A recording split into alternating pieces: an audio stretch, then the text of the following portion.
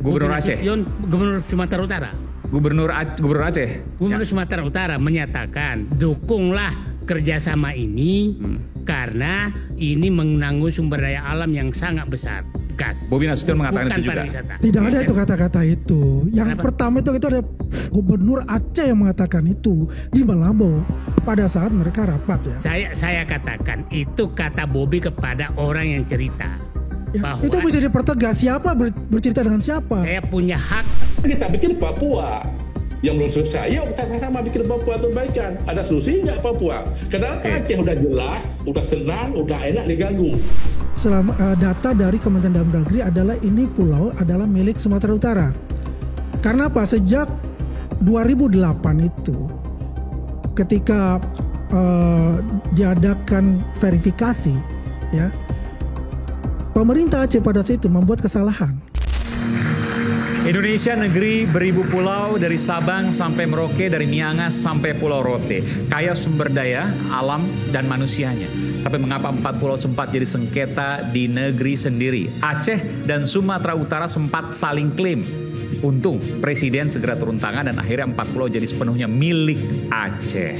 Ada apa dan siapa di balik kisruh 4 pulau tersebut? Saya Aiman Wicaksono, inilah Rakyat Bersuara. Saya akan undang langsung ke panggung Rakyat Bersuara. Selamat datang Bung Haris Azhar, nanti saya akan panggilkan, pendiri Lokataru. Kemudian saya panggilkan Bung Hendarsam Marantoko, politisi Partai Gerindra. Iya. Jadi pakai peci, udah siap-siap mau dipanggil kabinet? Aduh, kejauhan. Kejauhan. Oke, silakan Bang. Oke. Kemudian saya panggilkan, selamat datang Muhammad Said Didu, analis kebijakan publik yang juga staf khusus Menteri BUMN pada zamannya dulu dan juga staf khusus Pak Sudirman Said ya tahun 2016 kalau tidak salah. Silakan Bang Said. Lengkap ini. Datanya juga lengkap kayaknya. Lengkap. Pelaku sejarah. Pelaku sejarah. Hadir pula Bung Pitra Romadoni, Presiden Petisi Ahli sekaligus praktisi hukum. Selalu dengan bunganya, silakan Bung Pitra. Terima kasih. Segar. Dan saya panggilkan Bung Julius Ibrani, Ketua Perhimpunan Bantuan Hukum Indonesia. Bung Ijul, apa kabar Bung Ijul? Lama tak berjumpa. Kabar baik, Aiman, terima kasih. Silakan. Selanjutnya saya panggilkan Bung Andi Azwan, Wakil Ketua Umum Jokowi Mania, yang juga politisi Partai Perindo. Silakan. Silakan Bung Andi Azwan. Nanti saya akan panggilkan Bung Haris Azhar. Nanti juga akan bergabung Wakil Menteri Dalam Negeri Bima Arya. Dan saya panggilkan juga Bung Sofyan Daud, tokoh masyarakat Aceh. Dulu sempat menjadi juru bicara GAM ya. Saya panggilkan Bung Haris Azhar, pendiri Lokataru. Oke, baru hadir nih.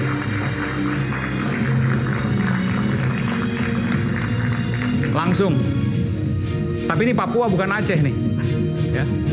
Sumba. Ini. Oh, Sumba. Oke. Ini ya. Sumba ya. Sumba, Nusa Tenggara Barat. Oke. Baik. Saya akan mulai langsung. Saya ke Bung Said dulu. Bung Said Didu tadi bisik-bisik ke saya punya data banyak. Saya pengen tahu datanya apa. Silakan Bung Said. Terima kasih. Ya. Assalamualaikum warahmatullahi wabarakatuh. Saya lebih berkepentingan membahas kenapa kebijakan seperti ini terjadi dan jangan sampai terulang lagi. Setuju, karena soal ini bukan Aceh versus Sumut dan sebaliknya karena sudah diputuskan. Sudah tidak ada berebut, sengketa tidak ada lagi. Oke. Ya kita apresiasi terhadap Presiden Prabowo yang kemudian menyampaikan keputusan bahwa ini akhirnya diputuskan milik Aceh. Setelah sebelumnya lewat Kemendagri Sumatera Utara ya. Oke, silakan. Dan saya pikir saya menyatakan saya punya kompetensi bicara karena saya pelaku sejarah tentang proses pulau ini mulai 2016. Sejarah yang mana nih? Nanti saya akan jelaskan. Baik. Nah, saya menarik kesimpulan bahwa terjadinya keputusan ini karena gaya pengambilan keputusan berbasis pemikiran maklar. Bukan kepentingan rakyat. Nanti saya jelaskan apa itu keputusan maklar. Jadi ada maklar di dalam sengketa 4 pulau ini sebelumnya ya? Ada. Oke. Dan masih berlangsung. Oke. Masih berlangsung sampai detik terakhir. Nah, saya yang kedua saya ingin menjelaskan kebijakan maklar itu apa dan contohnya seperti apa. Dan apa yang terjadi proses maklar terjadinya kasus ini terhadap pulau itu mulai 2016. Saya pelaku sejarahnya. Nah,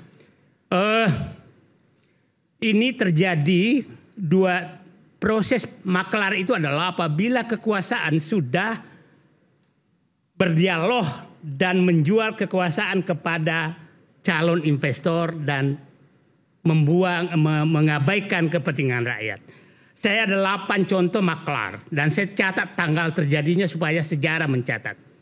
1, waktu Papa minta saham itu tanggal 13 Desember Presiden Jokowi meminta menghentikan kasus itu. Padahal kita lagi mau membongkar siapa saja yang bermain korupsi. Artinya itu maklar. Maklar itu artinya ada negosiasi dong. Nah, yang kedua kasus pembangunan smelter di Morowali. Saya pelaku sejarahnya itu tanggal 29 Mei 2015. Pagi-pagi Presiden meminta Menteri SDM mendampingi peresmian smelter di Morowali. Ini jangan bicara kesalahan apapun, tapi ini nggak boleh terulang supaya kita tahu semua. Pak Sudirman Said damping saya menyatakan, Bapak Presiden mohon maaf, industri itu 3 izinnya tidak lengkap. Izin IUP-nya belum ada, izin lingkungannya nggak ada, izin tenaga kerja asingnya tidak ada. Jadi saya mohon Bapak Presiden jangan jadi bemper kesalahan. Itu kata-kata Sudirman Said. Kepada Pak Jokowi? Kepada Pak Jokowi. Oke. Nah jam 11 diresmikan di sana kita kaget. Pak Sudirman Said nggak diajak lagi. Saya saat itu ada di Kendari. Pak Menteri saya hadir nggak? Tapi saya ngapain hadir kalau Bapak nggak hadir? Ini bukan ini saya tidak mau ini terulang. Siapapun presidennya ke depan. Cara-cara seperti ini. Kemudian kasus IKN. IKN ini menjanjikan terlalu banyak kepada investor. Tapi yang paling menonjol adalah masuk akal nggak kita bahwa rakyat yang sudah hidup di tanah itu puluhan tahun diberikan hanya hak pakai 10 tahun. Sementara asing dikasih hak 190 tahun dan bisa jadi hak milik. Itu namanya kebijakan maklar tanah. Oke. Yang ini adalah PSN, Proyek Strategis Nasional. Masuk akal nggak kita bahwa Rempang kita usir rakyat demi investasi pabrik kaca? Masuk akal nggak kita mengusir rakyat di PIK 2 hanya demi investor, kepentingan investor? Masuk akal nggak kita di Surabaya terjadi, di mana-mana terjadi? Itu namanya kebijakan maklar. Nah, yang kelima adalah yang keempat tadi IKN, yang kelima PSN, yang kelima Blok Masela. Blok Masela itu blok gas yang sekarang mulai dibagabanin. Saat itu Menteri Sudirman Said itu dipanggil Presiden ke Kalimantan, buru-buru naik pesawat. Hanya diterima di lobi hotel dan minta agar Sudirman Said menghentikan proyek dengan impact dengan Blok Masela. Perintah begitu. Padahal kita lagi berunding. Nah, yang menarik lagi adalah akhirnya Blok Masela nggak jalan sampai sekarang. Blok gas Masela di Maluku Utara. Sengaja ini saya buka ke publik supaya kita punya catatan sejarah, jangan terulang. Kenapa dihentikan waktu itu? Pesannya kita tidak pernah tahu siapa yang melobi, siapa yang ini kita nggak tahu. Tapi yang meminta Pak Sudirman Said, Pak Presiden Jokowi. Dan Pak Sudirman Said waktu itu adalah Menteri SDM. Oke. Nah, yang menarik adalah penghentian kasus pembangunan Aramco, kilang yang rencana Aramco. Ini menarik sekali. Pak Sudirman Said saat itu ditugaskan sebagai menteri tugas khusus ke Timur Tengah kan. Itu kan di awal-awal pemerintahan. Sehingga semua perundingan dengan Timur Tengah itu Pak Sudirman Said. Bayangkan dia sedang berunding di Riyadh, di Istana Raja dengan Sultan. Terus ditelepon dari Rusia. Kayaknya Ibu Menlu nelpon, Pak Dirman hentikan perundinganmu. Presiden mengambil keputusan kilang disetarkan ke Rosneft, Rusia. Pak Sudirman Said bisa nggak Bu tolonglah, saya masih di istana nih. Masa saya memotong perundingan di istana? Padahal saya kan utusan presiden. Sengaja saya buka KDAD bagaimana intervensi itu terjadi. Nah, oke, berangkat lihat ke bandara, di bandara didengarkan memang dipindahkan ke Resnef. Dan sekarang itu kilang itu tidak jadi. Tidak jadi sampai sekarang. Nah itu contoh-contoh. Kemudian saya sekarang masuk ke kasus 4 pulau. Oke. 2016 saya di Mandalika bersama Sudirman Said berunding dengan calon investor Arab Saudi. Dengan calon investor Arab Saudi. Tahun Karena 2016 terkait 4 pulau ini. Ya, bulannya itu Terkait saya ulangi, terkait 4 pulau ini. 4 pulau ini. Pulau Lipan, Pulau Panjang, Mangkir Besar, Mangkir Kecil. Ya. Oke. Saat itu kita tawarkan Mandalika dong untuk wisata khusus orang Arab. Supaya orang paham, biasanya orang Arab tuh memang khusus. Oke, 4 rumah di dalamnya tertutup untuk kalian punya 4. Ini eksklusif nih, karena ini belum pernah disampaikan sebelumnya. Bung Said Didu menjadi pelaku sejarah langsung terhadap 4 pulau itu. 2016. Sampai ujungnya. Sampai ujungnya apa yang dilakukan Bobby sampai detik terakhir. Oke. Saat itu dia minta pulau yang khusus. Dia bilang kalau NTB kejauhan 3 jam tambah penerbangan, saya minta di sebelah baratnya Sumatera. Itu Arab Saudi minta. Nah, kita kasih ambillah peta, tunjukkan ini oke. Nanti kita pilih untuk wisata. Untuk wisata. Arab Saudi minta. Bilang untuk wisata. Untuk wisata. Oke. Nah, sementara kita berunding, ya semua kan diberhenti. Satu lagi, yang contoh kereta api cepat. Kereta api cepat itu juga ada proyek maklar. Nah, kereta api cepat itu terjadi 26 Januari 2016. Diresmikan oleh Presiden Joko Widodo, Jonan sebagai Menteri Perhubungan tidak hadir. Karena menganggap ini terlalu mahal dan bisa kualitasnya jelek. Dan faktanya memang sekarang mahal sekali, lebih mahal dari yang disampaikan Jepang. Nah, ini banyak. Nah, contoh-contoh ini adalah istilah kebijakan maklar. Tadi belum dilanjutkan. Saya masuk pulau tadi, maklarnya di mana? Nah, itulah kita nggak tahu siapa maklarnya sehingga terjadi perubahan kayak begitu mendadak. Tadi kan belum selesai. Bahwa Arab Saudi saya masuk sana sekarang. Bekerja sama, mau dijadikan pulau wisata, begitu ya? Saya masuk sekarang. Sedang berunding berhentikan. 2021 Luhut Binsar Panjaitan, Menteri Investasi, menandatangani rencana pembangunan 4 pulau itu dengan Uni Emirat Arab 2021. MOU. Masih masuk Aceh waktu itu ya? Aceh. Oke. Aceh. Nah, saat itu karena Arab Saudi udah marah karena Aramco.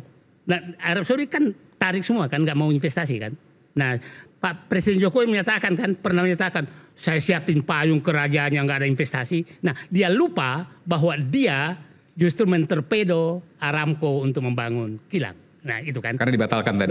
Dipindahkan ke Rusia. Nah, terus 2021 juga itu Presiden Jokowi pidato di masyarakat Aceh menyatakan sedang berunding dengan Uni Emirat Arab untuk membangun 4 pulau itu. Pulau di Aceh untuk pariwisata 2021. Nah, jadi artinya sampai 2020 dan itu dengan Aceh sampai 2021 oleh Presiden Jokowi, Luhut masih menyatakan ini dengan Aceh. Pertanyaan muncul, kenapa 2025 setelah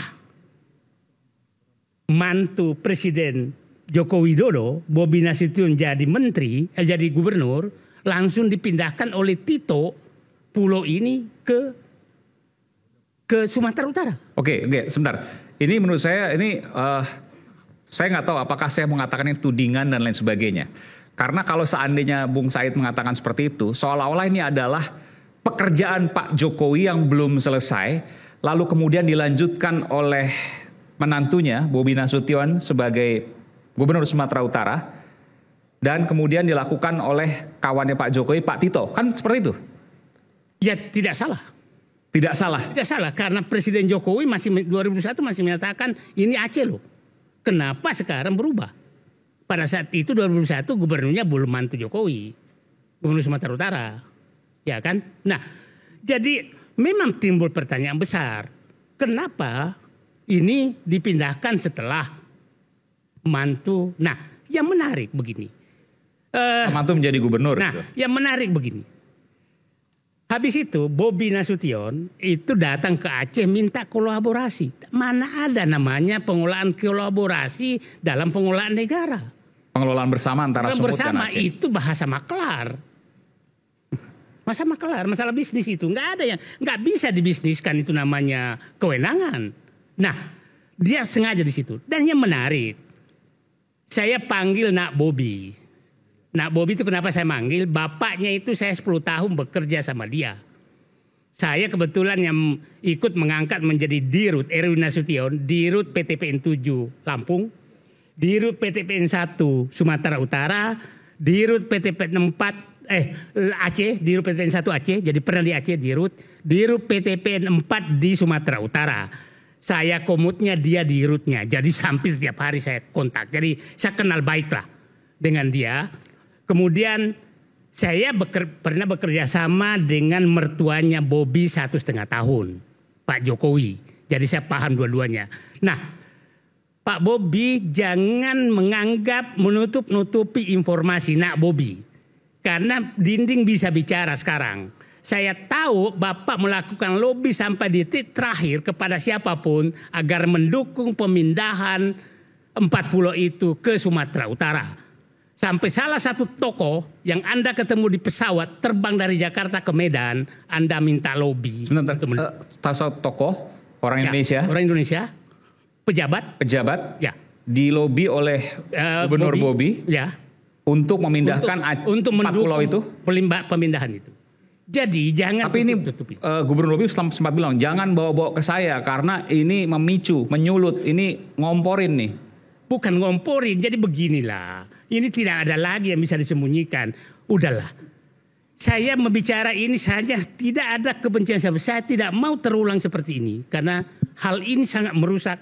Istilah saya, hentikan kebijakan berbasis pemikiran maklar. Nasihat saya ke Nak Bobi. Saya kenal Bapak Anda. Saya kenal mertua Anda. Saya berharap Anda sedikit mengikuti Bapak Anda. Jangan semua ke mertua Anda. Terima kasih. Assalamualaikum warahmatullahi wabarakatuh. Ya, saya tahu bahwa ini harus dijawab segera. Tapi saya izinkan saya untuk jeda terlebih dahulu dan saya akan memberikan kesempatan nanti untuk menjawab hal ini. Karena memang ini data-data yang memang disampaikan eksklusif. Saya nggak tahu soal kebenarannya, nanti kita uji di Rakyat Bersuara ini. Kita akan kembali saat lagi, tetaplah bersama kami di Rakyat Bersuara.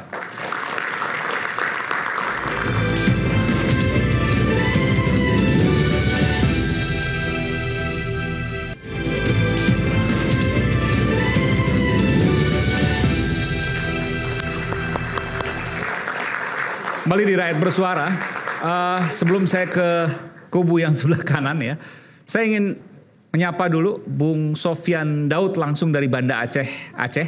Bung Sofyan Daud, tokoh masyarakat Aceh, saya sebut itu ya. Saya nggak mau sebut yang masa lalu-lalu lah, 2003. Bang Sofyan apa kabar? Sehat selalu? Baik, Alhamdulillah. Oke, ini saya belum lihat visualnya. Oke. Bang Sofyan, waduh masih seperti dulu, lebih dari 20 tahun ya. 22 tahun, dulu sempat jadi juru bicara. Bang, tadi saya, abang belum bergabung, tapi saya mau tanyakan, tadi abang mendengar nggak Bang Said Didu menyampaikan berbagai data yang menurut saya eksklusif? Iya, mendengar.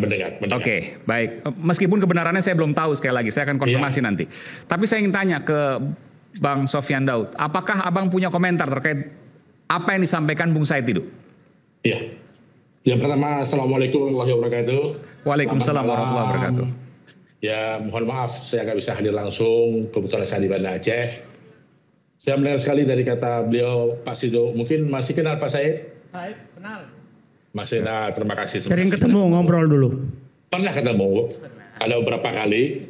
Jadi yang persoalan pulau di Aceh itu cuma acak-acak aja itu, bukan sebenarnya itu. Mungkin permainan Mendagri aja karena kerja lain mungkin. Maksudnya gimana? Gimana Bang? Acak-acak gimana? Mungkin permainan Mendagri aja itu. Permainan aja itu. Oh, permainan aja, oke. Siapa yang bermain, Bang Sofyan? Ya mungkin yang memberi SK keputusan kemarin pulau itu masuk Sumatera Utara. Oke. Sebenarnya Aceh ini ada khusus. Maksudnya itu khusus karena Aceh ini. Mungkin para menteri yang lain pun jangan ambil keputusan dulu. Jadi coba bicara dengan presiden. Jadi gini, Aceh ini di masa lalu yang kita ingat, susah sekali puluhan tahun. Ini saya bicarakan mungkin maaf lah, karena konsep terulang masa lalu dikit. Dengan masalah pulau ini. Mungkin saya akan mengulang masa lalu sedikit saja supaya dipahami. Jadi gini, saya 35 tahun yang dulu, saya nggak bicarakan Pulau 4. Yang saya bicarakan 4 wilayah. Timur-Timur, OPM, RMS, dan Aceh Merdeka. Jadi masalah Aceh, masalah pulau ini masalah kecil. Jadi sekian lama tahun 2005, Aceh selesai masalah dengan perdamaian serius. Ini yang diharapkan oleh pemerintah nasional. Dan malam ini saya mengharapkan dari semua ini kawan-kawan nggak ada yang mau Aceh pisah daripada Indonesia. Semua kan kita damai. Ini masalah kecil, masalah pulau. Masalah investasi merah Arab masuk Aceh silakan, nggak ada masalah. Kami membuka peluang kepada siapapun membangun Aceh, tapi jangan diklaim. Ini Aceh ini sebenarnya pulau itu dari zaman dulu, zaman kerajaan itu milik Aceh itu. Dari dulu masa Wedana itu udah milik Aceh. Bahkan punya KTP pemilihan umum semua orang Aceh di situ, orang Singkil. Ini ada dua loh, orang keramat. Baca sejarah, ada namanya Tunku Abdul Rauf Helsinki, ada Hamzah Faisuri, orang yang memperkuatkan bahasa Semenanjung Melayu dan sejarah yang besar di masa lalu. Ini kuat. Jadi bahkan 2006 ada Undang-Undang Nomor 11 Pemerintahan Aceh 2006, ya kan memicu bahasa Aceh kepada undang-undang sebelumnya. Itu aja kan. Jadi nggak udah yang lain nggak usah dibahas. Saya kira itu udah jelas. Mohon perhatian pada kawan-kawan semua. Kalau bicara Bobby itu kan itu bicara anak kemarin itu. Nggak tahu apa-apa yang kondisi Aceh. Pak Tito pun masa dulu kan dia masih prajurit. Kalau masih dia tuan Aceh ya tugas tembak, tangkap, lepas itu aja kan. Tapi yang tahu Aceh sekarang ya ada. Di tim Presiden Pak Prabowo ada Pak Prabowo sendiri. Ada Pak Luhut, ada Pak SBY, dan ada Pak Wiranto. Yang lain nggak tahu apa tentang Aceh. Jadi ini penting. Sekarang yang kita pikir Papua yang belum selesai. Yuk kita sama bikin Papua perbaikan. Ada solusi nggak Papua? Kenapa Aceh udah jelas, udah senang, udah enak diganggu. Sekarang harus benar dibangun. Baik-baik Aceh yuk bersamaan. Aceh belum selesai. 35 tahun Mas. Aceh ini belum ada solusi untuk perdamaian. Kapan muncul perdamaian di 76? Masa Presiden Bu Megawati, tapi gagal waktu Pak SBY Menko. Dilanjutkan oleh Pak SBY dengan Pak Wapres Yusuf Kala. Selesai masalah. Kami ini relawan menjaga perdamaian tanpa digaji oleh pemerintah. Hari ini saya menerima, ini Aceh memanas. Api sudah ada Aceh. Iya. Jangan sampai buah minyak, itu bahaya. Tapi kan gerak cepat Pak Prabowo ini positif, betul ya? Ini yang kami sanjung dan hebat. Pak Prabowo. Ini kan jadi permainan kan dianggap oleh anak-anak yang lain sejarah. Kondisi sekarang di sana sudah tenang lagi ya Bang ya? Iya pasti tenang. Kalau Presiden ambil alih pasti tenang. Tapi kan jadi dokumentasi yang nggak bagus. Jadi jangan dianggap yang selalu nggak bisa lagi. Ada juga ke depan nanti 50 tahun ke depan perdamaian Aceh nggak disahkan, digagal. Kan nggak bisa gitu. Ini bersama-sama Aceh. Wilayah dianggap oleh NKRI, yuk kita sama mau bangun. Jangan ada 4 pulau. Saya dengar cerita Pak, saya terharu karena saya pernah ketemu dengan Pak Luhut. Kalau nggak salah, kalau nggak 2021, 2022, Pak Luhut sampaikan, waktu Emirat Arab Aceh diutuskan oleh Gubernur Aceh, Nova Iransyah waktu itu, yang akan bawa. Bukan dari Sumatera Utara, berarti masih Aceh kan? Sampai Pak Luhut marah kepada Gubernur Nova Iransyah. Kenapa? Dibawa jalan darat sampai 18 jam. Mengeluh orang itu akan pulang, kenapa nggak disewa helikopter dan pesawat? Itu Pak Luhut diarahkan ke Gubernur Aceh yang akan bawa investor dari luar itu Emirat Arab. Jadi kalau nggak salah tahun 2020 atau 2021 saya lupa. Pokoknya Pak Luhut pernah bicarakan saya hal itu. Jadi waktu zaman itu masih Aceh. Kenapa nggak lewat? Iya. Tadi Pak Said juga sampaikan. Dari Sumatera Utara kan dibawa ke pulau itu. Baik, nanti akan ada Wamendagri, mungkin Bang Sofyan Daud juga akan berbincang dengan Wamendagri, nanti saya akan sambungkan juga. Tahan dulu Bang Sofyan, saya ingin mengkonfirmasi soal apa yang kemudian disampaikan oleh Bang Said itu. Tadi saya ulangi sedikit Bang Said, Anda mengatakan bahwa ini sebenarnya pernah dicoba kerjasamakan Pak Jokowi pada tahun? 2016 2016 dengan Uni Emirat Arab. dengan Arab Saudi. Dengan Arab Saudi, tapi kemudian gagal karena sebelumnya pernah ada histori atau sejarah Aramco dibatalkan. Ya.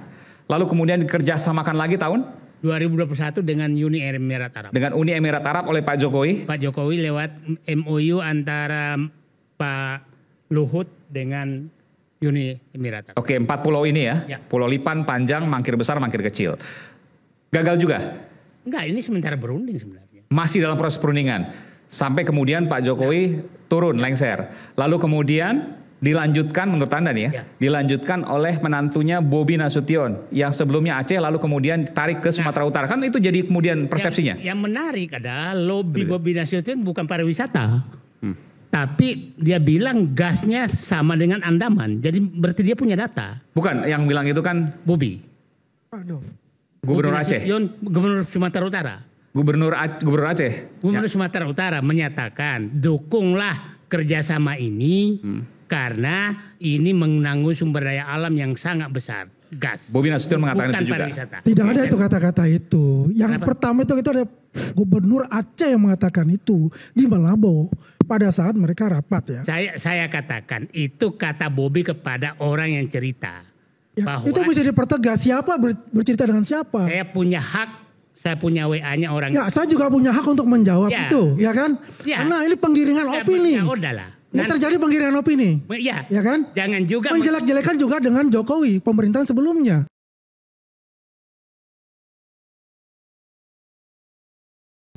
siapa yang- Anda kan katakan tadi maklar, ya kan? Itu tadi maklar. Oke. Dijelaskan dari awal maklar dengan Pak Said Didu. Pertanyaan saya, secara logika saja, Anda mengetahui semuanya. Artinya apakah Anda tidak terlibat dalam hal itu? lah kalau Mas Enggak sini saya ini ya. Ini logika saya yang sedang bermain-main dengan itu. saya tahu Ya kan? dan saya berseberangan dengan keputusan Jokowi. Terlibat nggak? Kak, bagaimana berseberangan ketika Anda diajak ya oleh Pak Said Didu mendampingi beliau, ya kan? Setiap kegiatan-kegiatan beliau. Dan itu ada Pak Jokowi. Sudirman Sorry, Said. Pak Sudirman Said. Ya. Beliau juga diajak. Pakai itu ya. Beliau juga diajak, ya. Jadi, kalau logika-logika yang tadi yang dibangun ya dari pertama, padahal kita ini fokusnya adalah mengenai 4 pulau ini, ya Saya kan? kasih analogi lah. Prabowo tahu tentang GAM. Apakah Prabowo terlibat GAM? Ini logika apa yang dipakai? Jangan main logika itu, Bukan, Pak. bukan. Bukan, Karena saya masalah tahu kebijakan itu. penggiringan Kalau saya- opini yang dibawa Bapak itu Ini Anda dari ini awal melakukan apa? itu, ya kan? Saya Penggiring tahu opini. penyimpangan Rosneft dibatalkan oleh Jokowi. Saya terlibat dengan Rosneft. Saya tahu izin di Morowali tidak lengkap. Iya. Kok saya dianggap terlibat? Sebentar, ada pernyataan yang menurut saya ini penting banget. Tapi ini bisa punya konsekuensi hukum loh Bang Said Didu. Ya, betul Yang itu. tadi dikatakan bahwa yang pertama kali menyampaikan ini sepengetahuan Pak Said Didu, bukan Gubernur Aceh bahwa ada gas dan energi di sana. Kami dengar itu hanya dari Gubernur Aceh. Muzakir Manaf atau Ya. Mualim. Ya.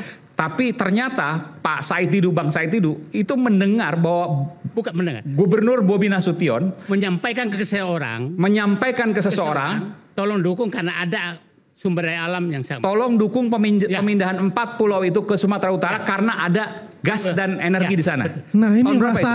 masalah ini. Baru inilah. Baru-baru ini. Dan itu hanya Ya. Bung Said itu yang punya. Saya punya. Buktinya ada. Bukan, orang itu menyampaikan. Saya disampaikan oleh Gubernur Sumatera Utara seperti ini. Dan orang itu adalah pejabat. Jabat. Bung Eman, hal kayak seperti ini ya. Jadi ini membuat semacam opini-opini negatif kepada Pak Jokowi dan keluarganya beliau. Kalau kita bicara Bobi kan baru dilantik juga, beberapa bulan untuk dilantik itu, ya kan? Apakah dia juga mengetahui ada kandungan itu? Ya, sorry saya bicara dulu sebentar. Ya, karena ini opini yang digarap ini, yang dijalankan oleh Ya silakan. saat ini efeknya serius. Kenapa? Anda mengatakan ada pejabat ya berbicara dengan Bobi, kemudian menceritakan kepada Anda. Ya. Tapi Anda tidak mau membuka siapa itu. Itu hak saya nggak membuka. Ya boleh, itu hak silakan itu. Tapi Anda ini berbicara secara asumsi, tidak dengan data. Mohon Tidak ada maaf, nata. jangan kebiasaan Anda kau pindahkan ke aku. Oh, Oke? bagaimana kebiasaan itu? Bagaimana kebiasaan? Kalau Anda mengatakan lagi selalu ikuti terus mengatakan Anda bicara kepada dari dulu, Jokowi, kepada pemerintah, Terus- ya selalu dengan Saya asumsi-asumsi, bisa menunjukkan- tidak dengan based on data. Saya jangan memakaikan baju diri Anda ke saya. Saya tidak pernah bicara tentang asumsi. Ya, oke? Saya pelaku sejarah. Oke? Anda pelaku sejarah, Ya. oke. Tapi pertanyaan saya dengan 40 itu, Anda tahu bagaimana sejarah pulau itu? Kenapa? Sejarah dari pulau itu? Sejarah yang saya tahu tentang bagaimana berunding tentang Pak Pulau itu. Saya pelaku sejarahnya. Jangan Anda tahu sejarah Aceh. Kan pertanyaan sama. Enggak, karena Anda mengatakan ya. Udahlah. Anda mengatakan gini, saya Aramco. tidak mau berdebat. ya. Karena begini, ini kan dia juga nggak pernah bicara sama Bobby. Ngapain saya berdebat sama dia? Anda udah bicara dengan Bobby langsung untuk masalah itu? Bukan, ini orang yang bicara. Orang yang berbicara menyampaikan ke Anda. Ya, Anda tapi sudah mengatakan juga itu adalah kenal nggak Bobby? sahih. Kenal aja enggak? Baik. Bukan masalah kenal dengan Bobby. Saya ke Bung Ijul dulu. Bung Ijul, apa yang disampaikan oleh Anda kan juga pakar hukum juga, Anda juga praktisi hukum. Apa yang Ya. disampaikan oleh Bung Saidin ini punya konsekuensi hukum juga? Oh jelas. Tapi gini Aiman, maksudnya di bantahannya juga nggak substantif juga gitu ya. Saya pikir Bung akan memberikan satu bantahan yang substantif dan memberikan indikator dari misalnya apa yang akan dikatakan Bobby, apa yang telah disikapi oleh Bobby dan segala macam. Cuma saya mau ngomong begini. Pertama, kita mesti lihat pola. Ini penting ya. Dalam satu kebijakan negara, wajah rezim itu terlihat dari polanya menentukan kebijakan. Meskipun saat ini kita sama-sama tahu pemerintah negara sedang struggling untuk integrasi politik. Kita tahu itu. Maknanya apa kita sama-sama tahu. Nah, dalam hal ini kita lihat bahwa pola-pola untuk mencaplok pulau utamanya di daerah pesisir, pinggiran dan segala macam dengan perspektif hanya angka dan ekonomi saja itu sudah banyak membawa masalah ya. Kita baru selesai dari ribut-ribut Raja Ampat dan segala macamnya, sekarang muncul lagi 4 Pulau Aceh. Dan ini aktor sentralnya juga sama lagi, orang yang sangat problematik bukan hanya ketika dia jadi polisi, tetapi ketika dia jadi menteri, yaitu Tito Karnavian gitu ya. Nah, dari sini sebetulnya yang kita harapkan adalah kita indikasi dari kekisruhan ini kita identifikasi dulu. Satu, jelas soal administrasi dalam pembahasan kebijakan itu ada yang salah. Ada undang-undang yang tidak dirujuk kalau tadi Bung bicara sejarah. Itu yang pertama. Yang kedua, jelas juga ada komunikasi dan koordinasi yang tidak transparan. Bukan saya mengatakan tapi masyarakat Aceh yang bilang. Pimpinan-pimpinan daerah Aceh yang bilang bahwa tidak ada komunikasi yang rutin mengenai apa yang hendak dilakukan dan diputuskan. Nah ini gaya-gaya yang sering membawa konflik. Dan tadi saja Bung Said baru mengatakan ada diskusi-diskusi yang kita nggak tahu. Bukan di dalam dimensi saya juga diinformasikan demikian. Cuma kita mesti melihat bukan apakah kita membuktikan obrolannya Bung Said dengan siapa yang ada di handphonenya dia. Tetapi hasilnya apa? Hasilnya apa? Tidak ada yang tidak kaget satu Indonesia ketika pulau itu berpisah dari Aceh. Dan tidak perlu kita konfirmasikan perpisahan itu ketika Mendagri dan pimpinan yang kita lihat konvers tadi itu mengatakan akhirnya mengembalikan. Berarti posisi asalnya ada di Aceh. Ditarik ke Sumut lalu bahasa yang digunakan mengembalikan kepada Aceh. Nah ini yang harus kita konfirmasi. Kemudian supaya tidak terulangi lagi. Supaya tidak terjadi lagi yang kita sebut disintegrasi dan segala macam. Supaya tidak terjadi lagi kebijakan-kebijakan tanda kutip yang Bung Said bilang apa tadi. Maklar pulau-pulau itu tidak terjadi. Maka sekarang kita lihat nih. Satu kita lihat. Bagaimana sikap Gubernur Aceh. Bagaimana sikap Mualem. Bagaimana sikap Bobby dan segala macamnya. Apa istilah-istilah yang digunakan. Kalau kita mau menguliti Bobby Bung. Kita lihat beberapa istilah yang digunakan. Pertama dia mengatakan itu bukan kewenangan kami. Itu pusat. Ya itu satu. Yang kedua adalah kami siap untuk berkolaborasi. Itu kedua. Yang ketiga. Kami buka ruang perundingan. Baik dengan Aceh langsung maupun bersama-sama forum dengan nasional. Dari situ kita sudah bisa lihat arahnya kemana. Ya, yang mana dalam satu hal kebijakan itu ketika dia diputuskan menilai kebijakan itu positif atau tidak paling gampang adalah dengan menilai siapa yang diuntungkan dari kebijakan itu. Selalu begitu. kebijakan Raja Ampat dieksploitasi siapa yang diuntungkan, kebijakan smelter IMIP di Morowali siapa yang diuntungkan, dan yang lainnya. Saya pikir tadi misalnya Anda mengatakan dalam konteks ini ketika itu punya Sumatera Utara yang diuntungkan adalah Gubernur Sumatera Utara. jelas Bobi. Sumatera Utara dalam konteks pemerintahan provinsi sampai ke daerah itu jelas. Kenapa? Karena kan ini eksploitasi yang sifatnya misalnya kalau terjadi eksploitasi di situ itu bukan eksploitasi yang berhenti di level Tapanuli Tengah, bukan. Izinnya juga nggak berhenti di situ. Jadi kalau saya lihat apa yang kemudian Anda logikakan dengan data yang disampaikan oleh Bung Said Didu, Anda setuju? Jelas setuju Satu karena jalan. indikasinya itu mengarah ke sana. Makanya tadi saya katakan kalau kita mau membantah on behalf Bobi ya meskipun dia adalah menantunya Jokowi, kemudian kita mengatakan oh enggak, dari awal Bobi tegas menolak, kami tidak mau menerima misalnya seperti itu 4 pulau itu karena itu milik Aceh sebelumnya dan telah didiskusikan sebelumnya untuk Aceh. Oh itu jelas, berarti tidak ada indikasi. Karena tadi Bung bicara asumsi, saya bicara indikasi. Kita sama-sama nggak punya bukti. Tapi yang pasti saya kenal orang ini, saya tahu ini bukan kaleng-kaleng dan nggak mungkin ngomong sembarangan. Kalaupun ngomong sembarangan, Bung Said ini saya yang pertama kali akan menegur beliau. Gitu Bung Aiman. Ya. Terima kasih. Kalau kita bicara tentang angka 4, kalau bahasa Mandarin itu si ya, artinya mati. Kita punya problem dengan angka 4 ini. Raja Ampat dan 4 pulau ini. Ya kan? Apa yang digambarkan, mohon maaf saya lupa jadi nama. Bang Ijul. Bang Ijul. Ya. Ini ada sisi benar juga. Tapi saya akan memberikan suatu pandangan lain mengenai dengan Bobi Nasution sebagai Gubernur Gubernur Sumatera Utara. Pandangan beliau itu karena dia berdasarkan dari data dari Kementerian Dalam Negeri adalah ini pulau adalah milik Sumatera Utara. Karena apa? Sejak 2008 itu ketika diadakan verifikasi pemerintah Aceh pada saat itu membuat kesalahan dalam hal menentukan titik koordinat. Betul ya? Jadi mestinya 260 pulau di Aceh itu termasuk 4 itu. Kenyataannya hanya 2013. Tapi itu masuk 40 itu ke Sumatera Utara. Itu kan fakta sejarah.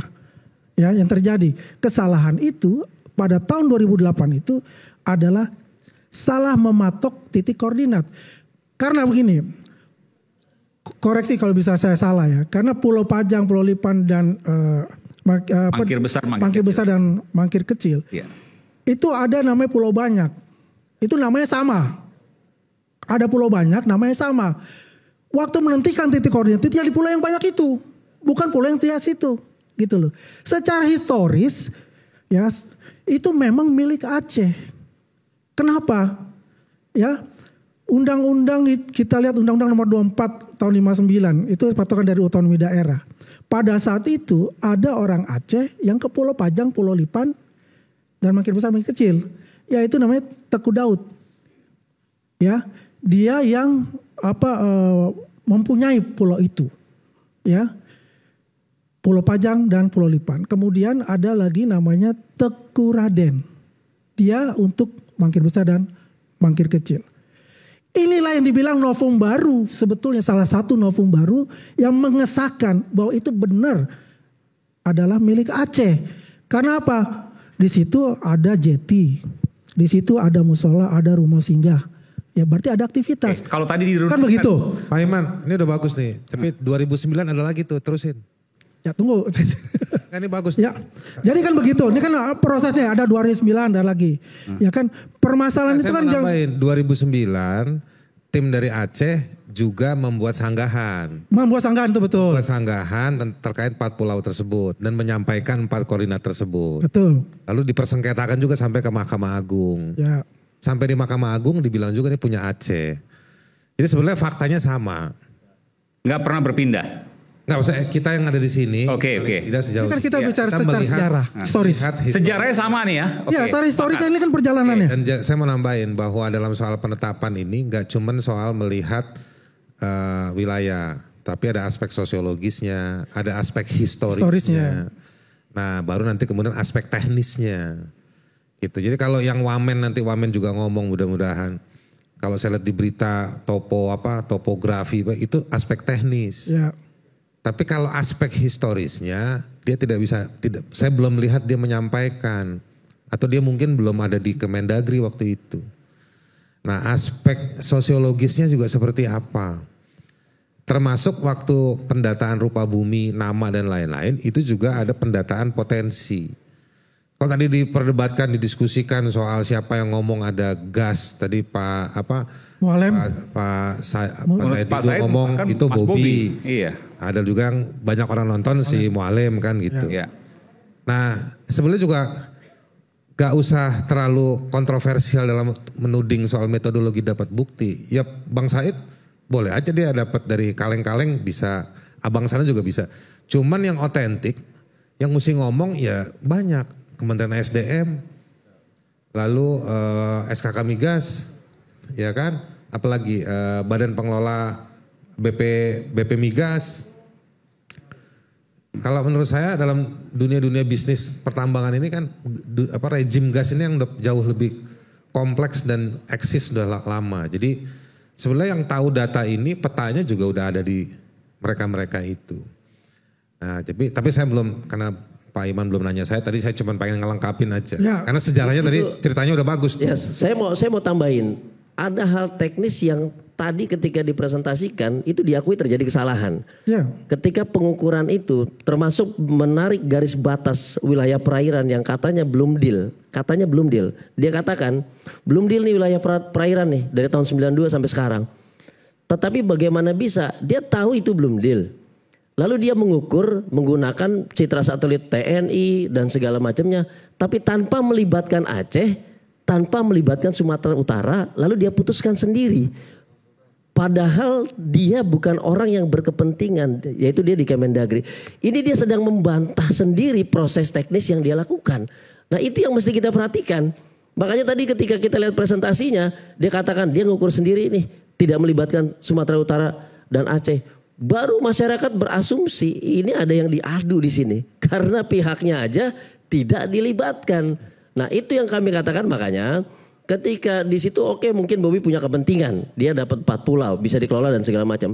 Tetapi apakah ketika itu Bobby memeriksa posisi pemeriksaan sebelumnya, dokumentasinya, dan bahkan presentasi hari ini yang mengatakan bahwa si pemberi SK 300 itu juga melakukan kesalahan dalam pengukuran teknis. Nah itu yang kami tunggu sebetulnya. Ada pertanyaan dari Anda terkait dengan proses keputusan ini sampai kemudian akhirnya kembali. Kita kembali saat lagi. Isu hangat kadang bikin penat, apalagi kalau tidak bisa mencerna dengan cermat. Jangan lupa secangkir kopi hangat yang nikmat untuk menemani kebersamaan program Rakyat Bersuara. Bersama saya Aiman Wicaksono, saya akan kembali saat lagi.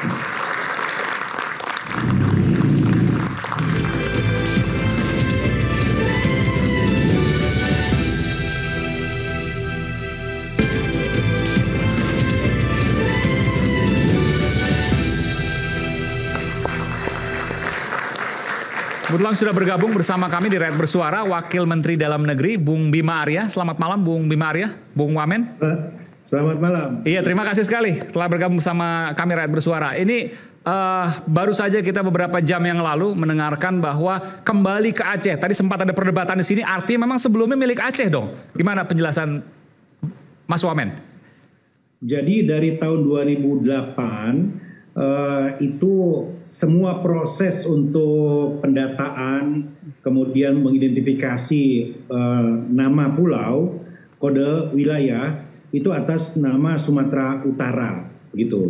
Itu babak pertama ya, karena memang pendaftaran verifikasi itu dilakukan oleh Provinsi Sumatera Utara. Ada beberapa keberatan dari Aceh, tetapi ada fase-fase di mana ketidakakuratan dalam memberikan koordinat nama yang tidak tepat begitu ya. Jadi kira-kira sampai tahun 2018 ketika itu kemudian Aceh melakukan revisi koordinat. Jadi ada babak di mana proses koordinasi itu terkendala oleh persoalan-persoalan koordinat, penamaan dan sebagainya. Baru kemudian di tahun 2022 Kemendagri bersama dengan Tim Nasional Rupa Bumi melakukan verifikasi langsung karena ada keberatan-keberatan, ada somasi yang disampaikan oleh Gubernur Aceh dan juga oleh kabupaten waktu itu di sana, ya.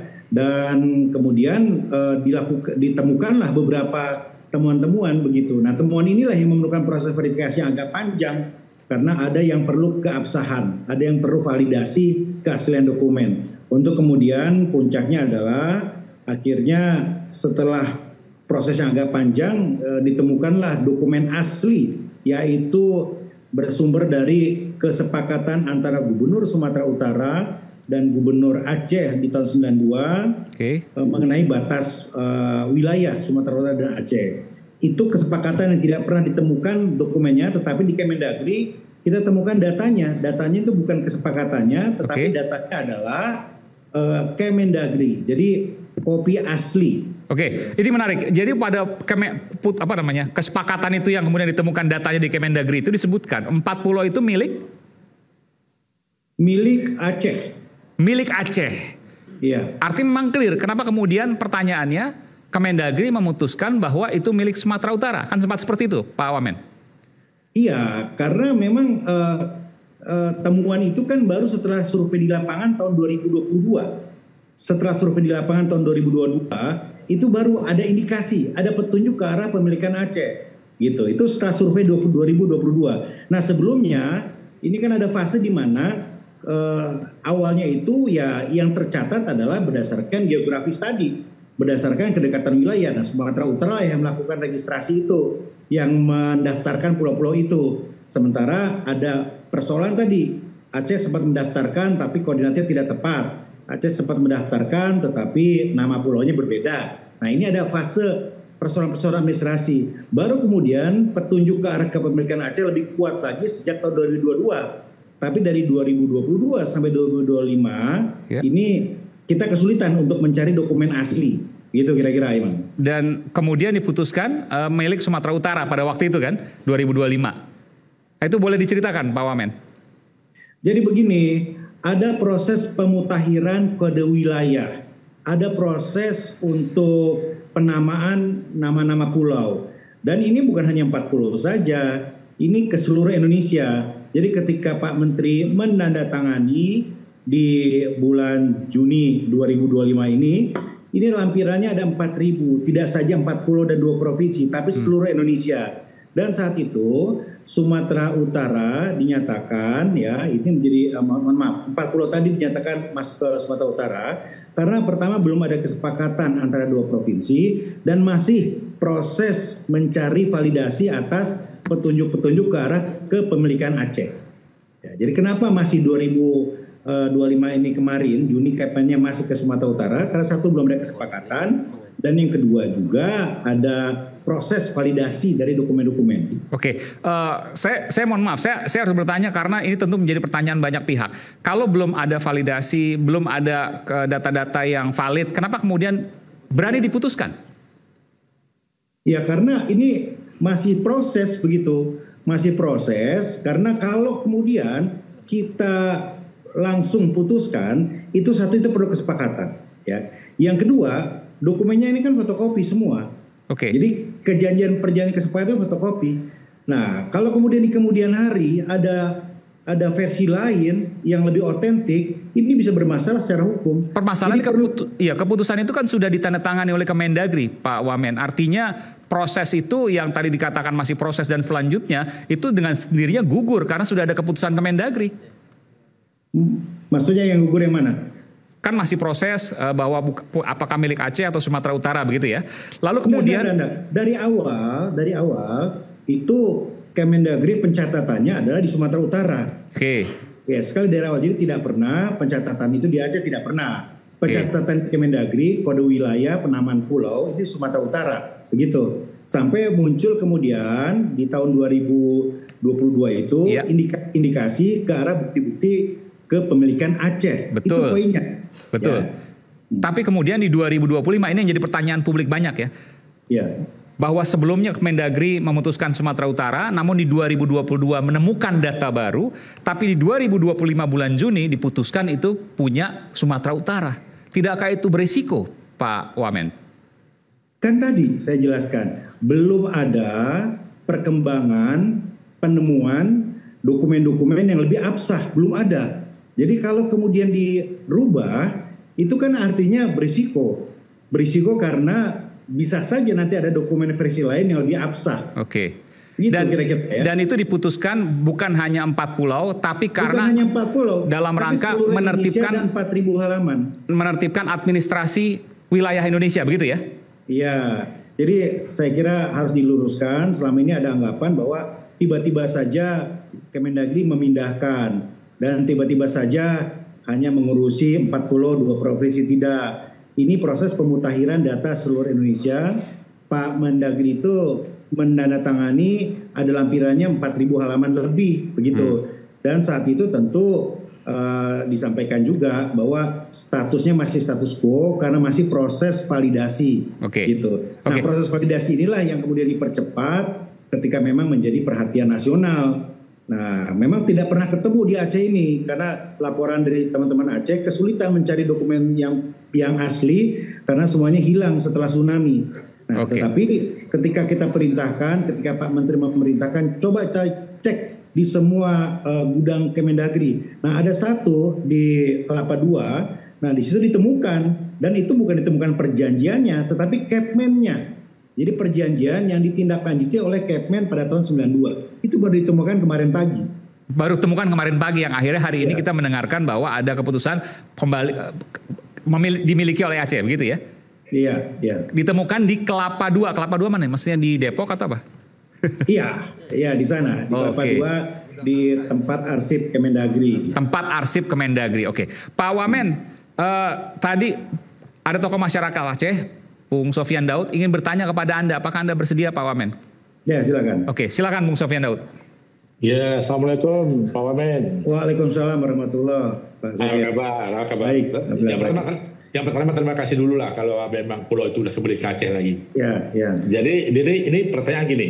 Jadi yang saya tahu itu kesepakatan 92 itu antara Pak Gubernur Ibrahim Hasan dengan Pak Raja Inas Siregar yang dimediasi oleh Menteri Dalam Negeri Rudini. Betul. Itu perjanjiannya hanyalah di Kemendagri, bukan di Aceh, bukan di Sumatera Utara. Mungkin arsipnya ada di nasional kan? Iya betul. Kesalahan kemarin membawa peta, bukan membawa arsip. Jadi ini yang jadi heboh kemarin. Jadi pemahaman ini kenapa kemarin sampai terjadi heboh sekali di Aceh, bahkan terutama di kabupaten tersebut, karena mereka merasa memiliki. Jadi kenapa kecewa? Mohon maaf, lo kecewa gini, merasa memiliki hilang. Kalau Sumatera Utara nggak ada kecewa karena nggak merasa memiliki, hilang yang sudah ada gitu. Ini dua proses yang berbeda. Tapi pertanyaan ini yang kenapa tiba-tiba perjalanan sampai akhir pertemuan ada tim Aceh dengan Mendagri, tim di semuanya di Bali. Jadi apa jelaskan masih bertolak belakang semuanya. Yang terkejut tiba-tiba di SK kan ini ke Sumatera Utara. Satu, yang kedua, bahkan Pak Menteri mengatakan ala pihak yang senang gugat PT UN.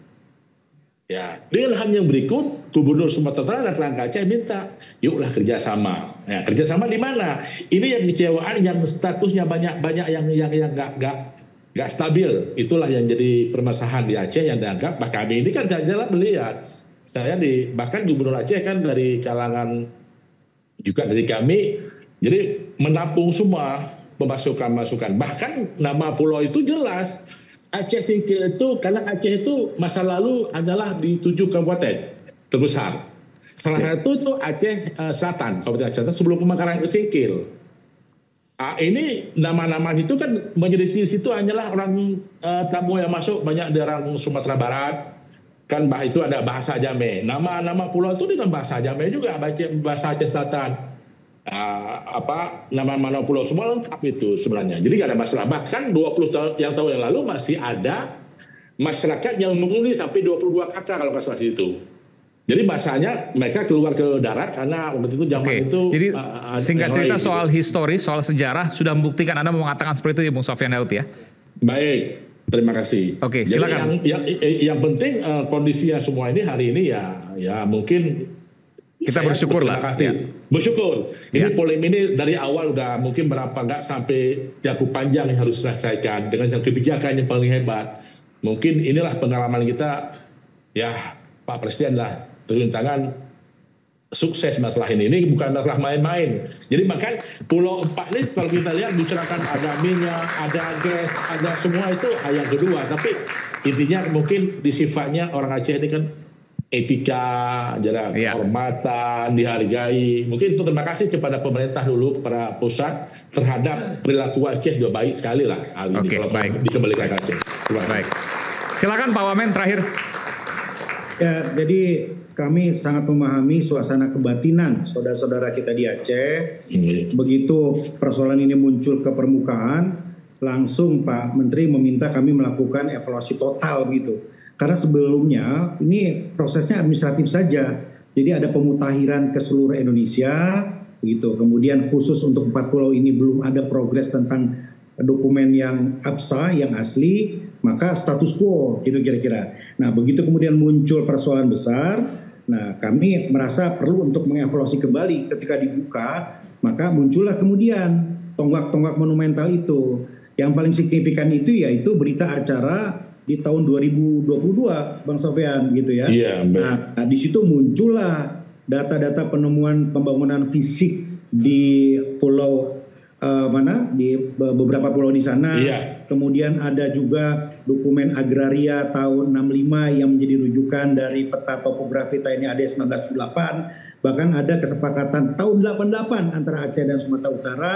Dan terakhir yang paling kuat adalah kesepakatan 92 antara Pak Ibrahim Hasan dan juga Pak Raja Inam gitu. Nah, tetapi di situ kami menemukan rekomendasi. Jadi berita acara 2022 itu merekomendasikan agar tim melakukan proses pengecekan dokumen-dokumen asli begitu.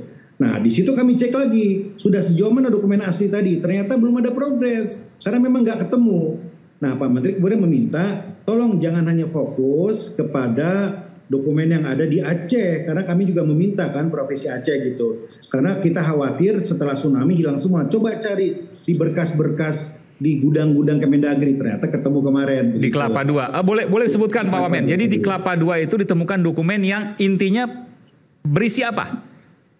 Keputusan Menteri Dalam Negeri untuk menetapkan batas-batas wilayah Sumatera Utara dan juga Aceh terkait 4 pulau tadi berdasarkan kesepakatan antara 2 gubernur.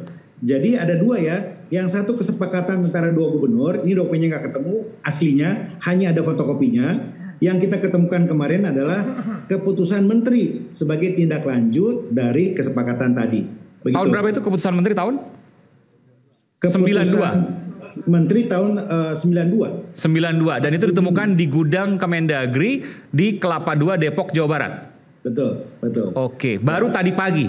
Ya, nah kemudian kita harus pastikan bahwa ini ditindaklanjuti dan sampai ke semua. Jadi pertama, 2 gubernur tadi, Pak Bobi dan Pak Mualim, itu melakukan kesepakatan ulang. Ini penting sekali.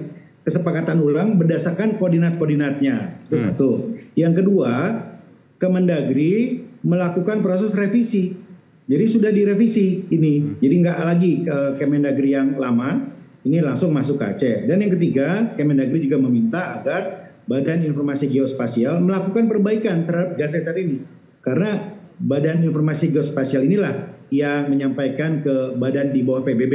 Ini kan masalah kedaulatan dan pencatatan begitu. Nah, ini 3 ini dilakukan agar masalah ini betul-betul tuntas dan jelas. Saya ingin tanya, apakah kemudian surat kesepakatan itu mungkin nanti akan ditunjukkan satu waktu kepada media, mungkin ada? Saya kira sudah ya, sudah beredar di sosial media.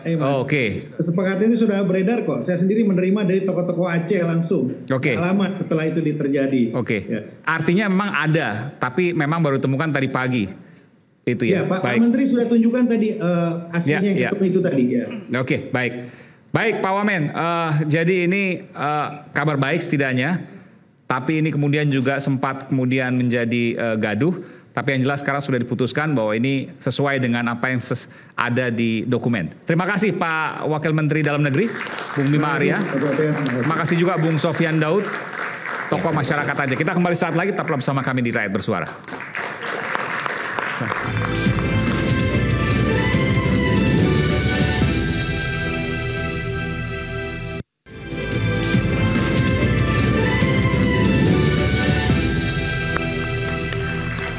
Iya, tadi ada pernyataan dari Wamendagri, Bung Bima Arya yang menyatakan bahwa kenapa kemudian akhirnya dalam beberapa hari ini berubah, karena tadi pagi baru ditemukan dokumen asli terkait dengan kepemilikan 4 pulau itu adalah milik Aceh.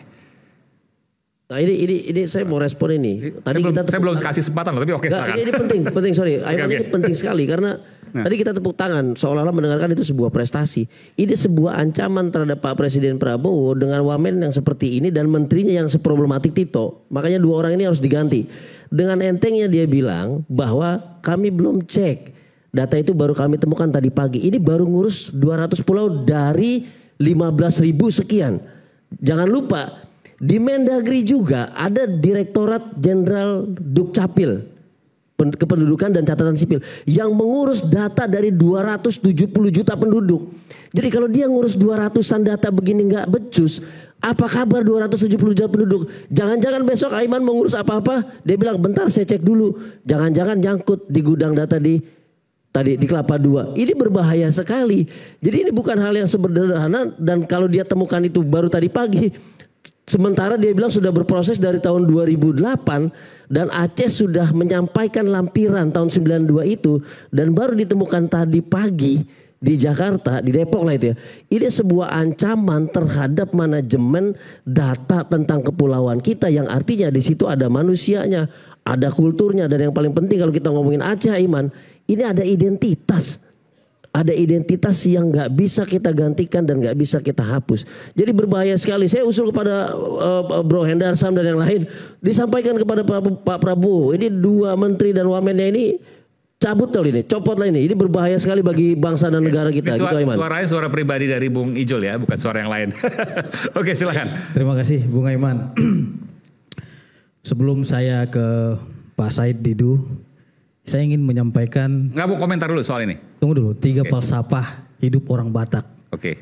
Karena di antara kita semua ini, saya jamin tidak ada yang lahir di Sumatera Utara di sini, cuma saya sendiri. Saya putra asli Batak dari Tapanuli. Keberadaannya Tapanuli Selatan. Jadi saya ingin sampaikan, kenapa saya bilang falsafah orang Batak itu ada 3 prinsip hidup orang Batak: Hagabeon, Hamoraon, dan Hasangapon. Artinya martabat itu adalah harga diri bagi orang Batak. Jadi melihat peristiwa ini, saya selaku putra daerah Sumatera Utara dan Tapanuli Selatan meminta maaf kepada seluruh rakyat Aceh atas kegaduhan yang terjadi antara Aceh dan Sumatera Utara terkait dengan 4 pulau. Saya menyatakan itu dari hati yang paling dalam. Karena prinsip orang Batak itu berjiwa kesatria. Salah, katakan salah. Benar, tetap benar. Dan saya sangat mengapresiasi. Tapi yang salah kan bukan orang Sumatera Utara, yang salah keputusan. Tunggu dulu. Ya, artinya ini kan menjadi persoalan itu sampai disorot oleh dunia. Pembahasan dunia kan gitu. Kita orang Batak sebenarnya satu sedih dan malu.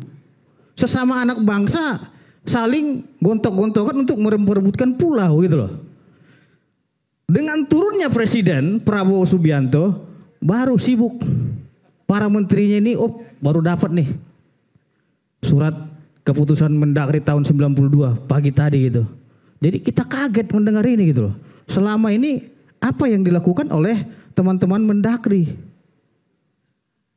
Saya apresiasi Prabowo, sampai Presiden loh turun tangan kasus ini. Apa nggak malu kita sebagai rakyat Indonesia? Presiden langsung yang mengurus 4 pulau. Saya, Bang Aiman, merah putih. Dan ini bukan hanya tanggung jawab saya, ya, tapi tanggung jawab kita semua sebagaimana perintah daripada Pancasila. Sila ketiga, Persatuan Indonesia. Kita menjaga kerukunan antar masyarakat kita. Jangan sampai di antara masyarakat kita sendiri tidak harmonis sehingga persatuan Indonesia ini terganggu. Itu sehingga saya dengan rela hati meminta maaf kepada masyarakat Aceh. Terus yang kedua, saya ingin sampaikan dan saya ingin meluruskan di sini bahwasannya gubernur kami Adinda Bobi Nasution tidak mencaplok 4 pulau itu. Biar tahu Bang Said, keputusan Mendagri tahun 2022 nomor 100 sebelum Bobi Nasution menjabat sebagai gubernur Sumatera Utara itu sudah dituangkan di dalam keputusan Mendagri nomor 100 tahun 2022. Ini saya bawa ini. Oke? Tunggu dulu. Saya ingin 2021. Tunggu dulu dong. Presiden Jokowi Anda tadi sudah bicara, saya diam. Saya menghormati Anda karena Anda usianya lebih tua dari saya. Nah, bukan. Saya tidak bawa borgol, tapi saya bawa permen lollipop bau saudara. Nih, saya kasih nih permen lollipop nih. Tenang nih, ya. Saya kasih permen lollipop. Jadi biar senang malam ini. Selalu ada kejutan. Jadi ya buat makan di rumah kan gitu. Sambil nonton debat NSTV. Tapi tadi katanya udah tua, nggak boleh banyak makan gula dong. Permen kalau udah tua. lollipop. Jadi anak saya sangat suka sekali itu. Makanya saya kasih juga buat Bang Said. Gitu kan. Artinya Cuman Bang Said nanti tolong dites dulu, suruh siapa yang makan. Jangan sampai keracunan karena itu dong. aman lah. Jadi saya ingin sampaikan di sini Bung Aiman mungkin bisa ditampilkan di layar ya. Saya sudah kirim ke Ainis. Oke, boleh. Untuk Silakan. peta di Tapanuli Tengah. Peta ya? Ini enggak apa data. Oh data, oke. Data, boleh Data dikeluarkan? pulau. Saya minta produser untuk mengeluarkan. Tolong dong. Tapanuli Tengah. Data. Tapanuli Tengah. Oke. Apa yang mau disampaikan di situ, Bung Say? Oke ini. Data Tapanuli Tengah itu. Ini ya. Mau juga boleh? Yang pertama, ini data Kemendagri nomor 100 tahun 2022. Oke. Sebelum Bobi Nasution Adinda menjabat sebagai Gubernur Sumatera Utara. Ya, ini... Yang pertama di sini sudah ada Mangkir Gadang.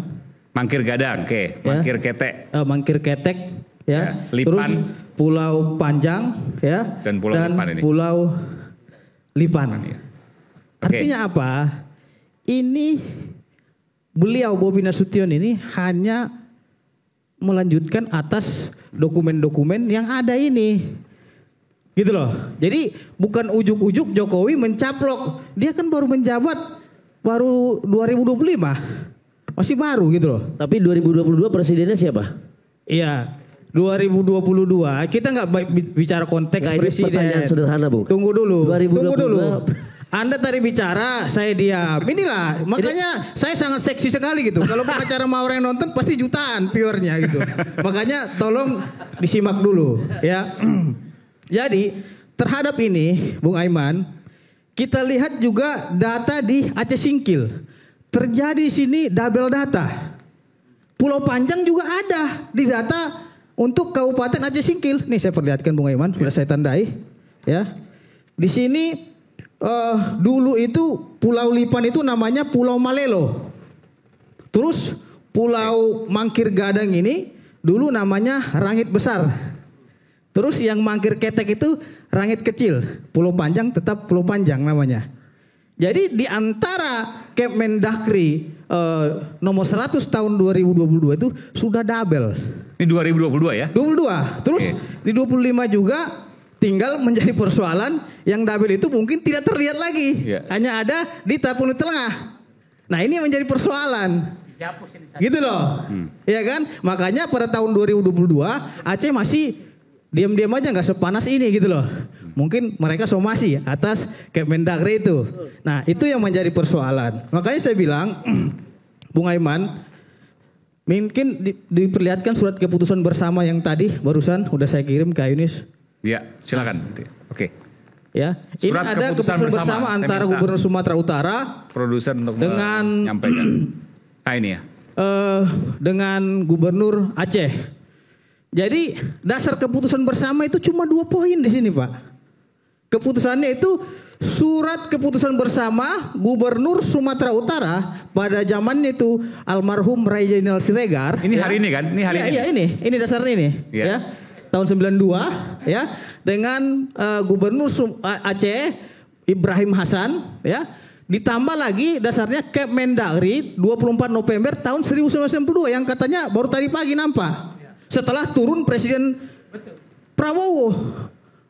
Jadi yang 2002 tidak dipakai. Ini katanya yang hilang 1992 ini. Iya, artinya hanya dipakai keputusan 92. Keputusan 2022 tidak dipakai. Keputusan ini yang sampaikan. Yang dipakai dasarnya kesepakatan bersama cuma 2 poin itu. Yang pertama SKB tahun 92 antara Gubernur Aceh Sumut dan Kemendagri tanggal 24 tahun 92. Sebentar gini, kalau tadi disebutkan oleh Bung Ijul 92 itu penjaman Orde Baru, presidennya Pak Harto. 2022 presidennya Pak Jokowi. Ya kan? Sekarang presidennya Pak Prabowo. Jadi yang dipakai adalah pada saat keputusan Pak Soeharto dan Pak Prabowo sekarang. Ya kan? Artinya yang berbeda sendiri adalah pada saat pemerintahan Pak Jokowi, betul? Bukan, pada waktu pemerintahan Pak Jokowi itu masih ada namanya Pulau Panjang di situ, Kemendagri nomor itu masuk ke Sumatera Utara. Iya, jadi di bukan 2025 ini yang perlu dipertanyakan, gitu loh. 2022 ini kan masih ada 2 tempat, ada di Aceh, ada di pulau itu ada di Sumut.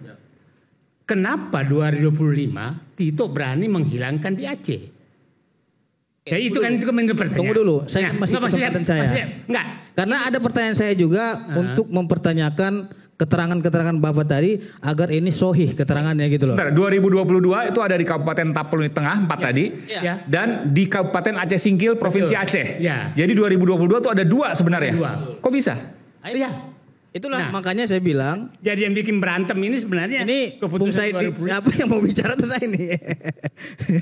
Jadi itulah saya bilang kekeliruan-kekeliruan ini seharusnya untuk dilakukan evaluasi menyeluruh. Sebenarnya tujuan daripada Mendagri Pak Tito Karnavian itu bagus ya.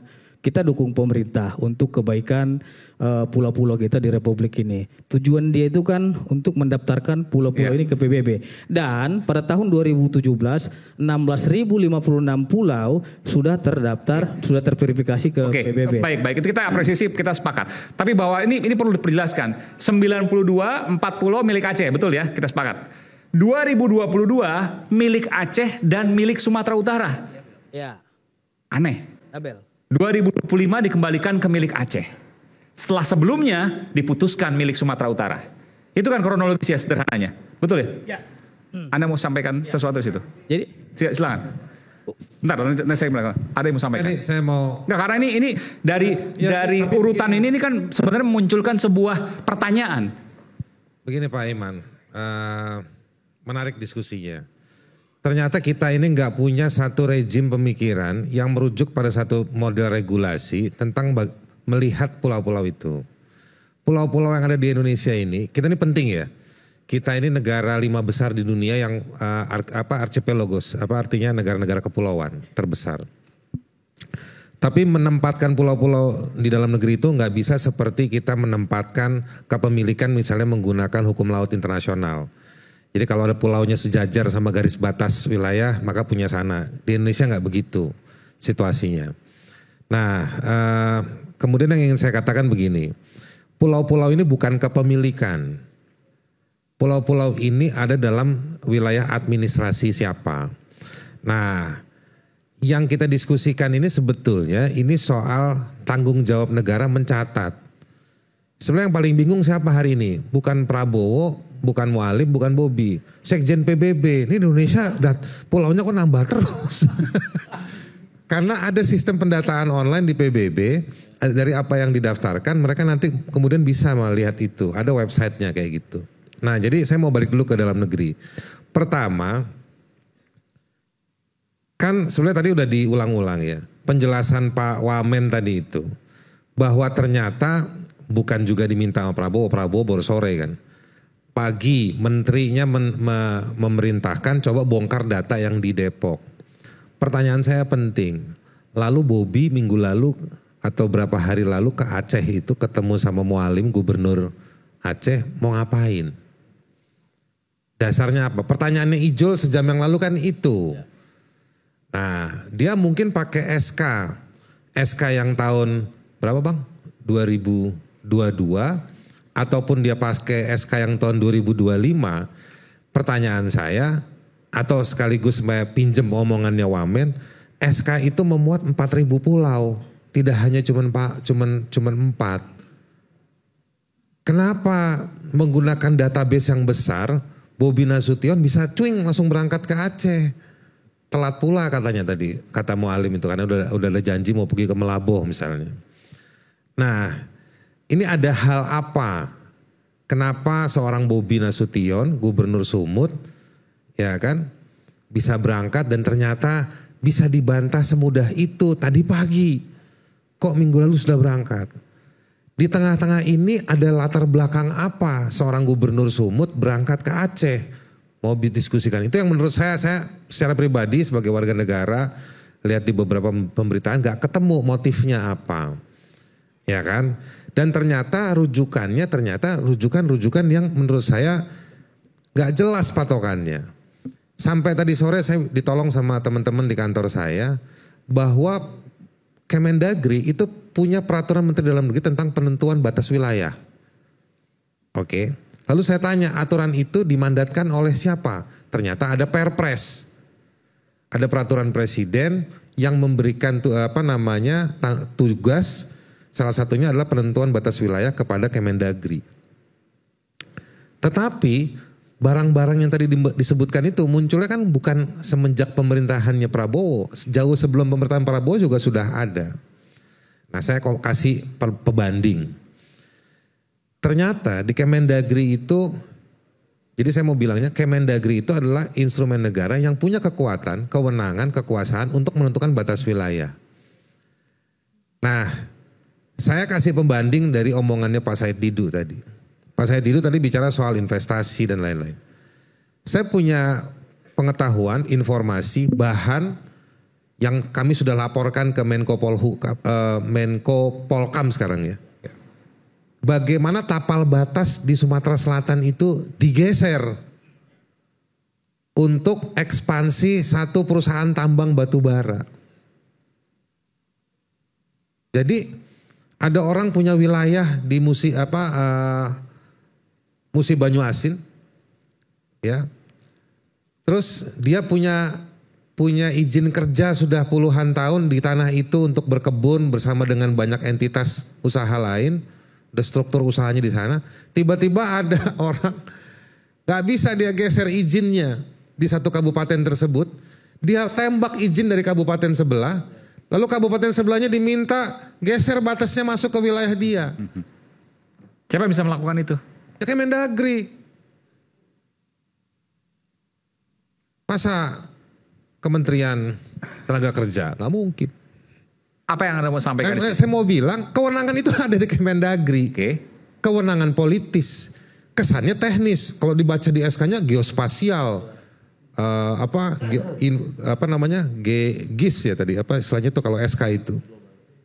Dan di situ Anda mengatakan bahwa ini teknis yang teknis itu adalah politis. Anda mengatakan bahwa ini dipesan oleh siapapun. Karena yang teknis itu dia bekerja dengan satu regulasi. Yang regulasi itu nyantol dengan penunjukan politik. Dan itu adalah bentuk partisipasi yang bisa dilakukan.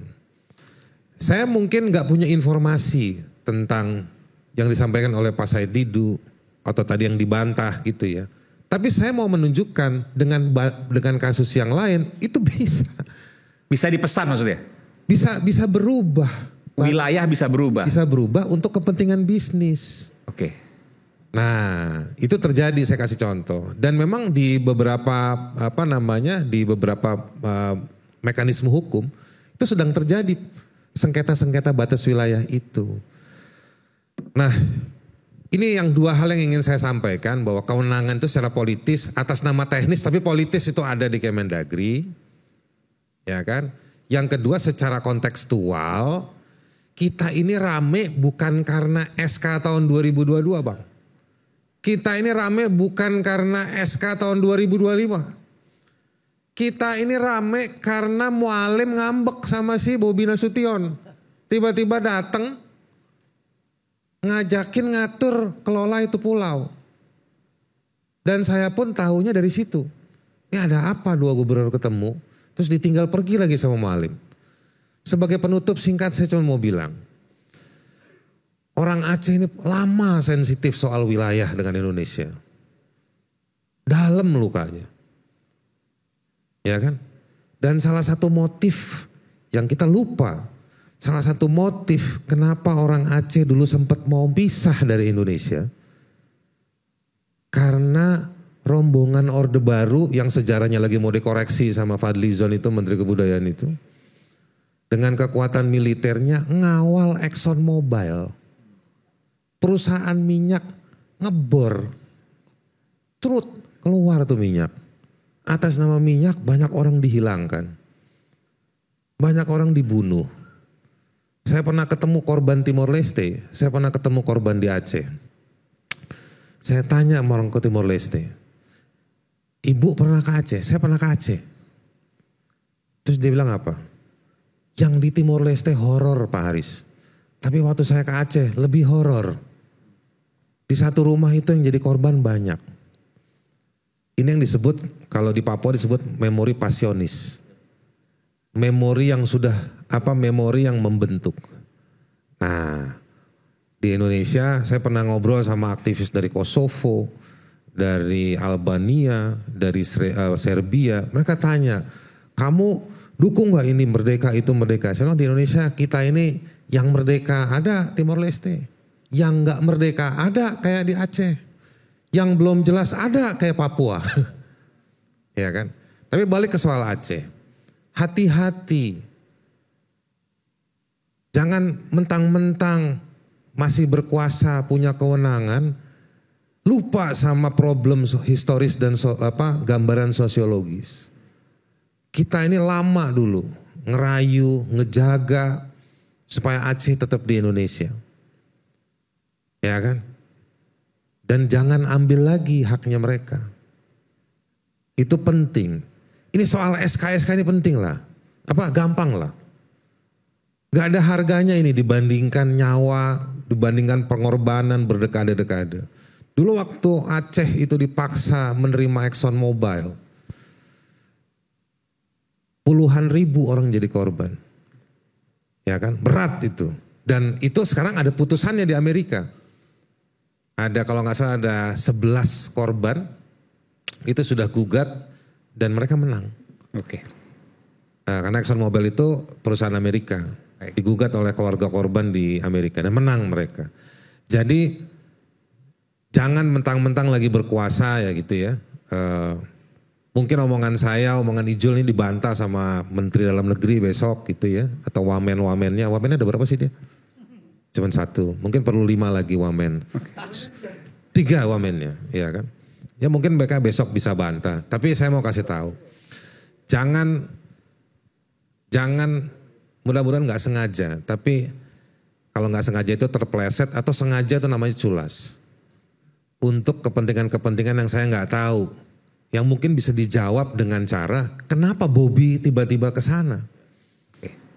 Baik. Kita ini nggak ada yang tahu soal SK. Pak Said Didu nggak bakal cerita kalau nggak rame ini barang. Abang ini nggak bakal minta maaf tadi pembukanya kalau nggak rame itu soal tiba-tiba Bobi datang ke sana.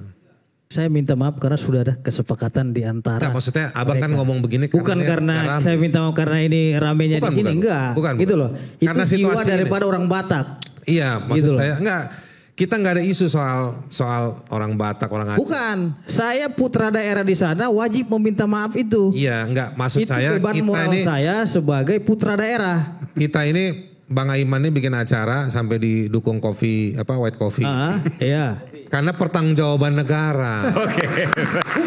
Bukan Kita lanjutkan. Itu saya menjaga kerukunan di antara masyarakat kita ini. Baik, kita sama-sama jaga kerukunan. Kita akan kembali saat lagi, tetaplah bersama kami di Rakyat Bersuara.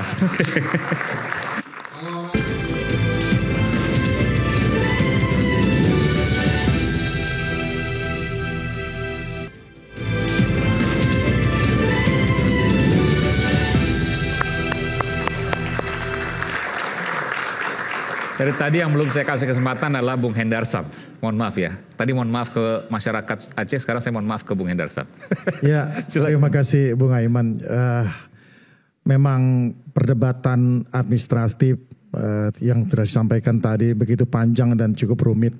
Saya ingin mempersimpelnya begini ya, bahwa kita harus sepakat dulu terkait dengan masalah hukum administrasi negara, tentang masalah Kepmendagri dan lain sebagainya. Kita sepakat bahwa yang paling tinggi itu adalah Undang-Undang Dasar 1945. Itu yang paling tinggi. Dan pasal 4 ayat 1 sudah menjelaskan bahwa presiden adalah pemegang kekuasaan pemerintahan yang tertinggi. Oleh karena itu, ya, presiden meng-take over masalah ini. Secara implisit dalam Undang-Undang Dasar menyatakan bahwa presiden ya, mempunyai kewenangan untuk menjaga keutuhan bangsa dan negara. Dan oleh karena itu bukan pemerintah yang hadir. Presiden hadir dalam permasalahan ini untuk menyelesaikan secara sesingkat-singkatnya dan secara sesimpel-simpelnya. Jadi kita singkirkan dulu masalah itu. Masalah perdebatan tentang masalah bukti dan lain sebagainya itu selesai dengan ketika Undang-Undang Dasar sudah menyatakan bahwa presiden mempunyai hak untuk menentukan dan untuk supaya tidak ada lagi perpecahan, polarisasi yang sudah selama ini terjadi. Bahwa presiden secara holistik, Pak Prabowo melihatnya bahwa amanat daripada perjanjian Helsinki itu bukan didapatkan itu secara instan. Bertahun-tahun perjuangannya dari zaman Ibu Mega sampai dituntaskan oleh zaman Pak SBY dan Pak Yusuf Kalla. Ini tidak boleh, ya kan? Tidak boleh. Masalah ini sangat sensitif sekali. Dan oleh karena itu, ya, terlepas dari masalah adu bukti, masalah administratif dan lain sebagainya, saya praktisi hukum 25 tahun, ya kan. Jadi ini tinggal masalah sudut pandang saja, mana bukti yang mau diambil, mana yang tidak, seperti itu. Kalau dari sisi hukum keperdataan dan hukum administrasi, ya kan. Kalau merujuk ke sini benar, merujuk yang ke sini bisa juga benar seperti itu. Tapi ada hal yang lebih penting daripada itu. Persatuan. Ya kan, jangan sampai ada lagi perpecahan lagi, ya kan. Ini aman, ini tugas daripada seorang kepala negara, tugas dari seorang Pak Prabowo untuk mengambil langkah yang paling simpel, paling taktis. Ini tipe beliau, pendekatan material, ya, untuk menuntaskan masalah ini sebesar-besarnya. Kalau saya lihat eskalasinya, saya orang hukum, tapi saya juga ini belajar tentang masalah propaganda. Saya orang politik juga, belajar tentang masalah itu. Bagaimana eskalasi itu dimainkan di media-media sosial. Ya, kita harus peka terhadap itu. Bagaimana kutipan-kutipan video, kutipan-kutipan dokumentasi lama, ya, tentang bagaimana dulu berdarah-darahnya Aceh dengan Republik kita. Ini diungkit kembali seolah-olah ini kejadian yang baru terjadi kemarin-kemarin ini. Ini berbahaya. Sangat berbahaya. Oleh karena itu beliau harus menuntaskan ini, harus ini case close. Karena kalau tidak, itu orang-orang yang ingin menunggangi masalah itu. Itu yang pertama. Yang kedua, kalau kita lihat, saya rasa Bung Fitra juga sepakat ya bahwa sebagian besar masyarakat Sumatera Utara juga mungkin resonansinya sama dengan masyarakat Aceh, ya. Jadi bahwa sepakat dan tidak mempermasalahkan tentang masalah 4 pulau ini. Ini kalau kita lihat secara umum tidak ada masalah sama sekali tentang masalah itu. Nah, jadi dari sisi aspek sosial pun dilihat. Belum lagi aspek historisnya. Pak Prabowo juga adalah orang yang tidak ahistoris.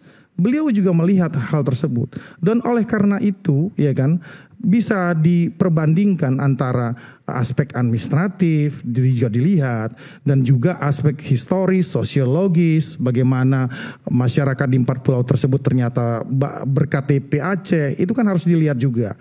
Nah, yang tinggal harus didobrakkan tentang masalah aspek administratifnya tadi yang menjadi masalah. Dan oleh karena itu mendapat novum atau clue-nya bagaimana ini bisa selesai. Jadi kan 2 paket ini harus selesai juga. Jangan juga cuman karena aspek historis, ya, aspek administratif, aspek historis, ya kan. Kemudian aspek administratifnya itu juga diabaikan. Kan akan ada ini di kemudian hari. Walaupun juga sebenarnya hal itu bisa di-challenge dengan di Pengadilan Tata Usaha Negara keputusan Kemendagri tersebut. Nah, tapi kembali lagi bahwa, ya kan, juga tidak bisa kita pungkiri bahwa sejarah daripada seorang Prabowo Subianto dengan seorang Bang Mualim, kedua orang ini adalah ksatria, ya, yang dulu pernah berhadapan-hadapan dulu pernah berhadapan-hadapan, bukan karena mereka mempunyai masalah pribadi, tapi keduanya memperjuangkan apa yang menjadi tugasnya masing-masing. Pak Prabowo sebagai seorang tentara, dia harus ikut apa komando. Begitu juga seorang Bang Mualim, dia harus mempertahankan daerahnya. Kemudian kita jangan lupa mereka bertemu di satu titik fase untuk kemudian sama-sama dua kesatria ini berjabat tangan dan berpelukan, kemudian berangkulan. Ini nggak bisa kita lihat juga sebagai sesuatu hal yang biasa. Ini dua kesatria. Bagaimana dua orang yang selama ini bertempur, kita anggap seperti itu, dengan tugasnya masing-masing, menyampingkan masalah pribadi, menyampingkan masalah emosinya, kemudian bertemu, bahkan Bang Mualim kemudian mendukung Pak Prabowo di 2024 sebagai presiden. Bagaimana kebesaran hati beliau? Bagaimana kebesaran hati Pak Prabowo untuk menerima hal tersebut? Hal seperti ini harus kita lihat. Jangan sampai ini kita ditunggangi lagi. Balik lagi, persatuan itu penting. Itu yang ingin beliau sampaikan, Pak Prabowo sampaikan. Persatuan Indonesia ini saat ini menjadi salah satu instrumen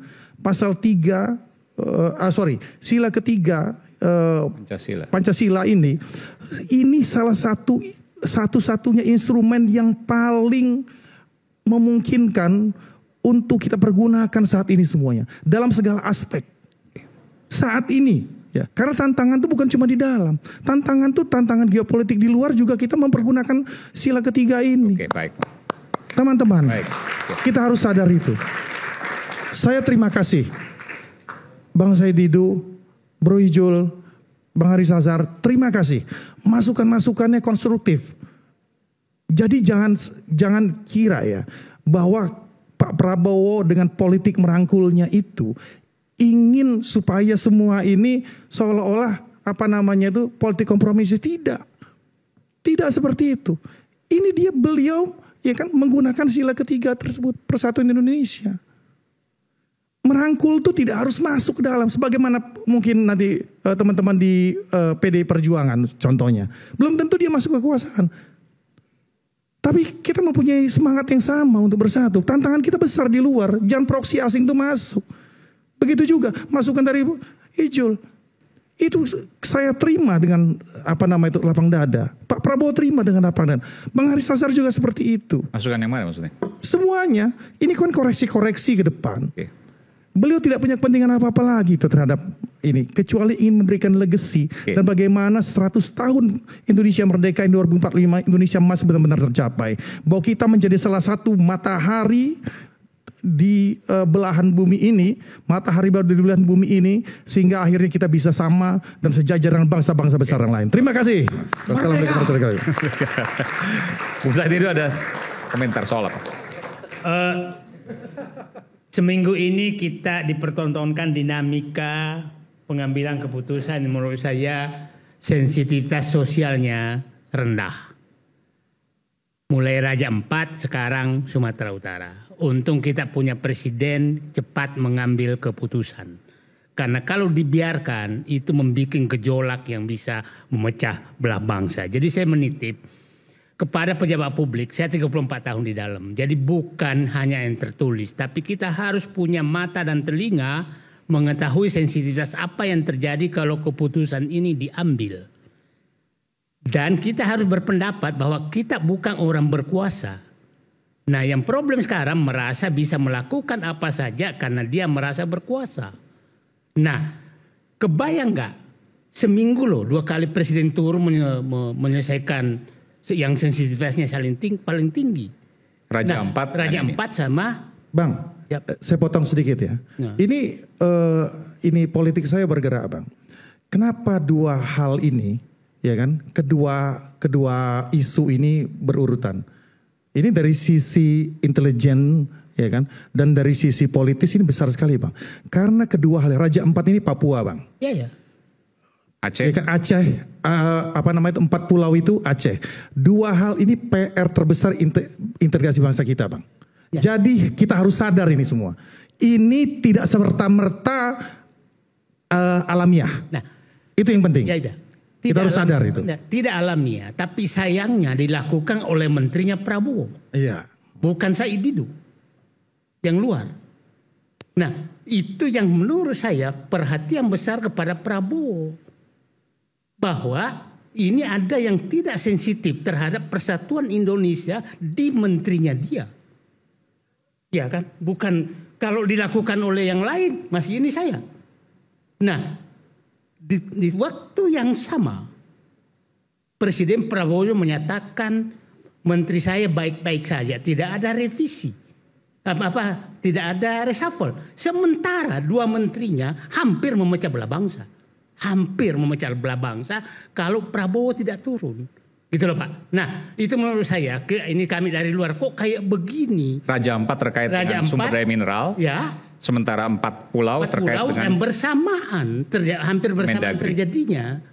Tapi di hampir yang sama Presiden Prabowo menyatakan timku kerjanya baik. Baiknya di mana? Itu yang bikin pertanyaan. Pertanyaan saya dari orang luar, kok baiknya yang mana gitu loh. Nah, maksud saya ini sudah sangat sensitif loh. Yang dua hal ini terjadi. Sangat sensitif. Sangat tadi pernyataan Mendagri menyatakan baru ketemu dokumen. Saya bekas sekjen, dokumen itu nggak begitu dan tidak perlu tahu dokumen. Sensitivitas politik kita paham. Kalau ini dihilangkan di Aceh pasti akan terjadi. Pasti lo mikir dong perjanjian Helsinki seperti apa, ya kan? Sejarah Aceh seperti apa? Masa itu terlupakan, gitu kan? Nah, mudah-mudahan ini betul-betul hanya kealpaan, bukan untuk mengganggu stabilitas politik yang sedang baik. Oke. Kita kembali saat lagi, tetaplah bersama kami di Rakyat Bersuara.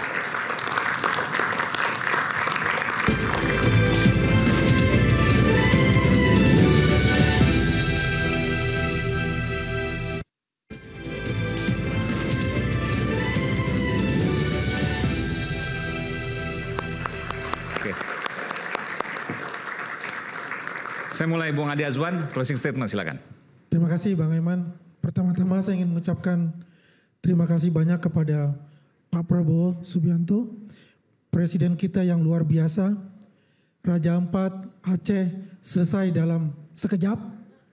Dan inilah merupakan kehebatan beliau dari bagaimana beliau memimpin negara ini, ya, sehingga bisa mencapai nanti asta-cita dan juga pemuda kita 2045 menjadi pemuda yang mampu memimpin dunia. Kedua, selamat kepada saudara-saudara kita dari Provinsi Nangro Aceh Darussalam. Telah kembali 4 pulau itu diakui oleh negara adalah milik dari Provinsi Nangro Aceh Darussalam. Ini adalah pembelajaran terbaik buat kita.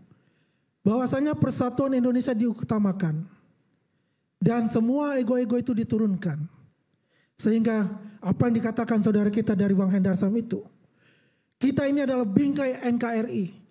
Jangan kita ini nanti diadu domba dengan proksi-proksi baik dari dalam negeri maupun langsung dari luar negeri. Itulah kekuatan dari persatuan Indonesia. Ketiga, mohon kepada pembenci-pembenci Jokowi, jangan ini di-framing, ya. Jangan ini di-framing bahwa Jokowi kalah atau Bobi Nasution kalah. Tidak ada itu. Ya, jangan ada narasi-narasi seperti itu. Ya, ini semua adalah diorkestrasi oleh Presiden kita, Presiden Republik Indonesia, sehingga semua persoalan-persoalan yang ada di negara kita dapat diselesaikan dengan baik oleh beliau dan juga menteri-menteri beliau. Hanya satu, ketika beliau berjalan atau dengan kecepatan, berlari dengan kecepatan 100 km per jam, kami berharap para menteri, pembantu-pembantu beliau bisa mengimbangi beliau untuk berlari dengan 100 km per jam. Jangan sampai tertinggal sehingga permasalahan-permasalahan ini tidak akan terjadi lagi di kemudian hari. Terima kasih. Wabillahi taufiq wal hidayah. Wassalamualaikum warahmatullahi wabarakatuh. Waalaikumsalam warahmatullahi wabarakatuh. Bung Haris silakan. Kalau saya bukan mau ucapkan selamat, tapi kesian juga Prabowo. Dalam berapa hari dari Aceh langsung ke Papua dia, ya kan. Nah, tapi begini, ternyata ini penting ya. Saya mau, kalau yang muji-muji pasti banyak lah. Tapi kita mesti kasih catatan kritikalnya begini. Ternyata punya 100 menteri itu bukan memudahkan, ibaratnya tidur, nggak membuat tidur nyenyak Prabowo. Bahkan 100 menteri dengan begitu banyak wamen juga ternyata, bayangkan tadi tuh ada temuan menarik di acara ini. Baru tadi pagi ternyata dicari sumber verifikasi. Kalau dalam hukum pertanahan itu, bundel tanah itu udah ada di BPN pasti. Nah, jadi sekali lagi ini pertanyaan penting kita ya, bahwa sekali lagi ini ada partisipasi warga dalam konteks rame belakangan ini. Jadi jangan pernah meremehkan partisipasi warga untuk mendesak negara. Dan ternyata Kementerian Dalam Negeri yang begitu banyak duitnya triliunan, ternyata ketahuan ada banyak hal yang bukan tidak sempurna, tidak bisa. Ini kan baru ngecek 4 pulau, belum. Kalau bayangkan kalau misalnya ada pulau-pulau lain di kabupaten dan juga di provinsi. Jadi menurut saya gak usah sombong pemerintah, apalagi ini pemerintahan baru. Akui saja apa yang salah di masa lalu, apa yang harus diperbaiki. Nah sekarang ini momennya untuk mengoreksi, gitu. Jadi dan ini lazim kok di setiap pemerintahan baru, setahun pertama itu adalah ruang untuk menata ulang cara berpikir atau menyusun ulang metodologi pemerintahannya.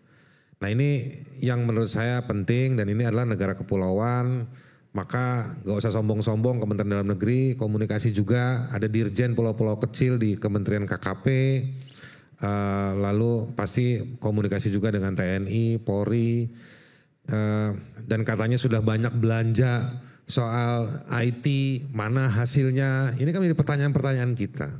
Repot kalau setiap 4 pulau, 1 minggu, ribut satu provinsi, kita ada 38 pulau, berarti kira-kira butuh 38 minggu. Jadi tolong negara yang sudah pemerintahan yang besar ini efektif dan harus kerja dengan baik secara jujur. Kira-kira baik.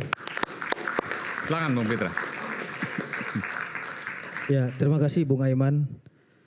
Yang pertama saya ingin sampaikan bahwasannya rakyat Sumatera Utara itu sangat menghargai Aceh.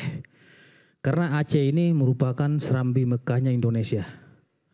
Karena di sana itu agamanya sangat taat sekali. Maghrib saja Bung Aiman, itu kedai-kedai, toko-toko dan lain itu ditutup untuk sholat maghrib dan baca Al-Quran. Saya kira tanah Rencong ini bukan hanya milik Aceh, tapi milik kita semua untuk mempertahankan. Seperti kata Bung Karno, jas merah. Jangan sekali-sekali melupakan sejarah. Oke. Perjuanganku lebih gampang menghadapi penjajah. Perjuanganmu lebih berat menghadapi bangsamu sendiri. Oke. Baik. Jadi saya ingin sampaikan, ini hati-hati nih buat kita semua, siapapun itu. Jangan pernah memantik problem ini menjadi trigger terulangnya kembali konflik tahun 2000-an. Ini yang kita jaga bersama. Saya selaku warga negara Indonesia, putra daerah Sumatera Utara, bertanggung jawab atas persoalan ini. Karena saya adalah rakyat yang tunduk dan patuh untuk menjaga keutuhan dan persatuan bangsa kita. Terus Bung Aiman, antara masyarakat Tapanuli Tengah dengan Kabupaten Aceh Singkil itu baik-baik aja, harmonis gitu loh. Bahkan kita, masyarakat kita, nelayan kita di sana mencari ikan itu diperbolehkan, nggak ada batasan, nggak ada larangan juga gitu loh. Terus satu lagi, saya sampaikan kepada Bung Said, abang tahu nggak status pulau itu TBP? Tahu nggak? Statusnya TBP. TBP itu artinya tahu nggak bang? Nah, TBP itu tidak berpenghuni. Jadi kedaulatan Aceh itu untuk wilayah administratifnya sudah ada di sana. Gapura dari Aceh juga sudah ada di sana. Dan sesuai dengan undang-undang agraria ya, bahwasannya masyarakat adat di sana juga ya sudah mengelola itu. Gitu loh.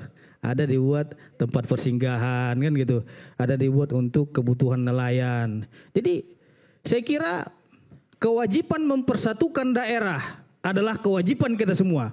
Jika ada teman-teman di sini yang ingin memisahkan Aceh dari Negara Kesatuan Republik Indonesia, dipertanyakan kebangsaannya, dipertanyakan NKRI-nya, dipertanyakan jiwa patriotnya. Jadi saya kira Oke, singkat aja, Pak. di dalam persoalan ini saya ingin menyanyikan sebuah lagu Anak Medan. Ya, karena ini Anak Medan ini setia kawan gitu loh. Karena ini kita juga tetangga nih sama Aceh. Nah, lagunya begini. Nah, jadi lagunya begini. Anak Medan, anak Medan, anak Medan doau kawan, susah didongatku, soboy tarberengau. Titik darah penghabisan, air rela doau kawan, hancur demi kawan, doau kawan. Itu Bung Said itu. Artinya bahwasanya anak Medan itu, orang Batak itu hancur demi kawan, itulah jiwa daripada persatuan, keutuhan dan kedaulatan tetap kita jaga bersama. Jiwa. Terima kasih. Silakan Bung Ijul, 2 menit aja. Pertama tentu kita apresiasi sikap tegas Pak Prabowo Subianto Presiden.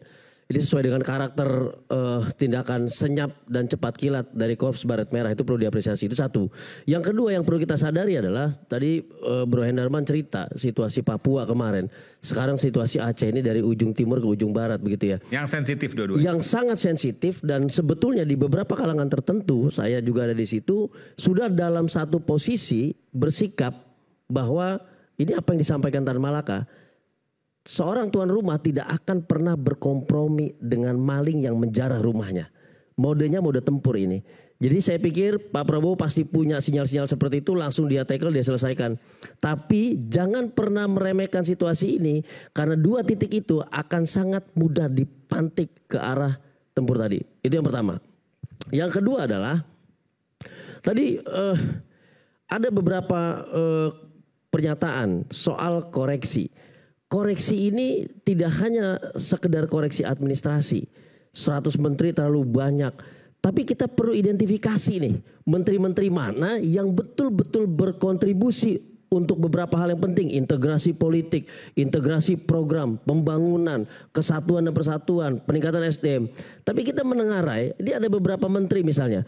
Kemarin Papua siapa yang ribut? 1 menteri namanya Bahlil gitu ya. Wah rame, dia terseret. Ya saat ini di Aceh Sumatera Utara terseret lagi menteri yang namanya Tito. Kita tahu identitas politik keduanya ini mengarah pada Pak Jokowi. Itulah kenapa kemudian terseretlah nama Bobi Nasution, karena dia adalah menantu Jokowi. Nah, hal-hal seperti ini perlu diperjelas. Perlu diperjelas kenapa yang selalu ribut, yang selalu bikin kisruh ini adalah dari sisi ini. Kita nggak bisa pungkiri karena itu warisan dari menteri di zaman Presiden Joko Widodo. Nah, sikap tegas Pak Prabowo terhadap menteri-menteri yang seperti ini, menteri-menteri yang mengganggu ini ditunggu oleh masyarakat. Karena membuat gaduh masyarakat. Tidak sekonyong-konyong mesti reshuffle. Reshuffle itu sebuah dinamika politik yang damage-nya luar biasa. Semua orang tahu itu. Bisa jadi misalnya melakukan pengawasan yang ketat, monitoring yang ketat dari setiap agenda-agenda yang dilakukan oleh Menteri Dalam Negeri Tito Karnavian, Wakil Menteri Dalam Negeri Bima Arya, termasuk Gubernur Sumut Bobi Nasution. Ini penting supaya tidak terjadi hal-hal seperti ini lagi yang tidak dia sadari bahwa pulau itu bukan sekedar batas, bukan sekedar 1 kilometer, 1,5 kilometer dari pulau mana, tapi soal identitas NKRI dan itu yang penting. Nah terakhir, Bung Aiman, ini terakhir ya, saya juga bilang begini. Ini terjadi bukan hanya di Aceh dan Papua. Mentawai terjadi juga. Pulau-pulau lain yang terjadi juga. Apakah kita mesti menunggu ini viral dan meledak, membuat kericuhan, atau sesegera mungkin ditertibkan semuanya dan langsung di take over oleh Presiden? Begitu Iman, terima kasih. Oke, silakan Bung Hendarsam. What can I say? Udah selesai semua tadi saya sampaikan. Jadi saya ingin ngomong apa ya? Bahwa sebenarnya setiap Tadi mungkin mau jawab dari apa yang disampaikan oleh Bung Ijul soal TRI dan lain sebagainya. Oh ya, jadi gini, melihatnya seperti itu. Jadi kita juga harus melihatnya itu dari perspektif seorang negarawan. Jadi tentunya tidak bisa melihatnya itu secara parsial. Presiden Prabowo ini bukan hanya seorang tokoh yang menguasai politik dalam negeri saja, tapi beliau adalah paket lengkap yang menguasai bagaimana dinamika politik-politik di luar negeri juga.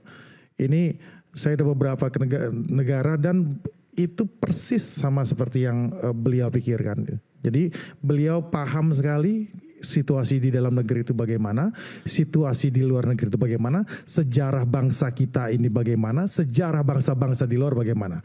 Karena kunci satu, sejarah itu akan terus berulang.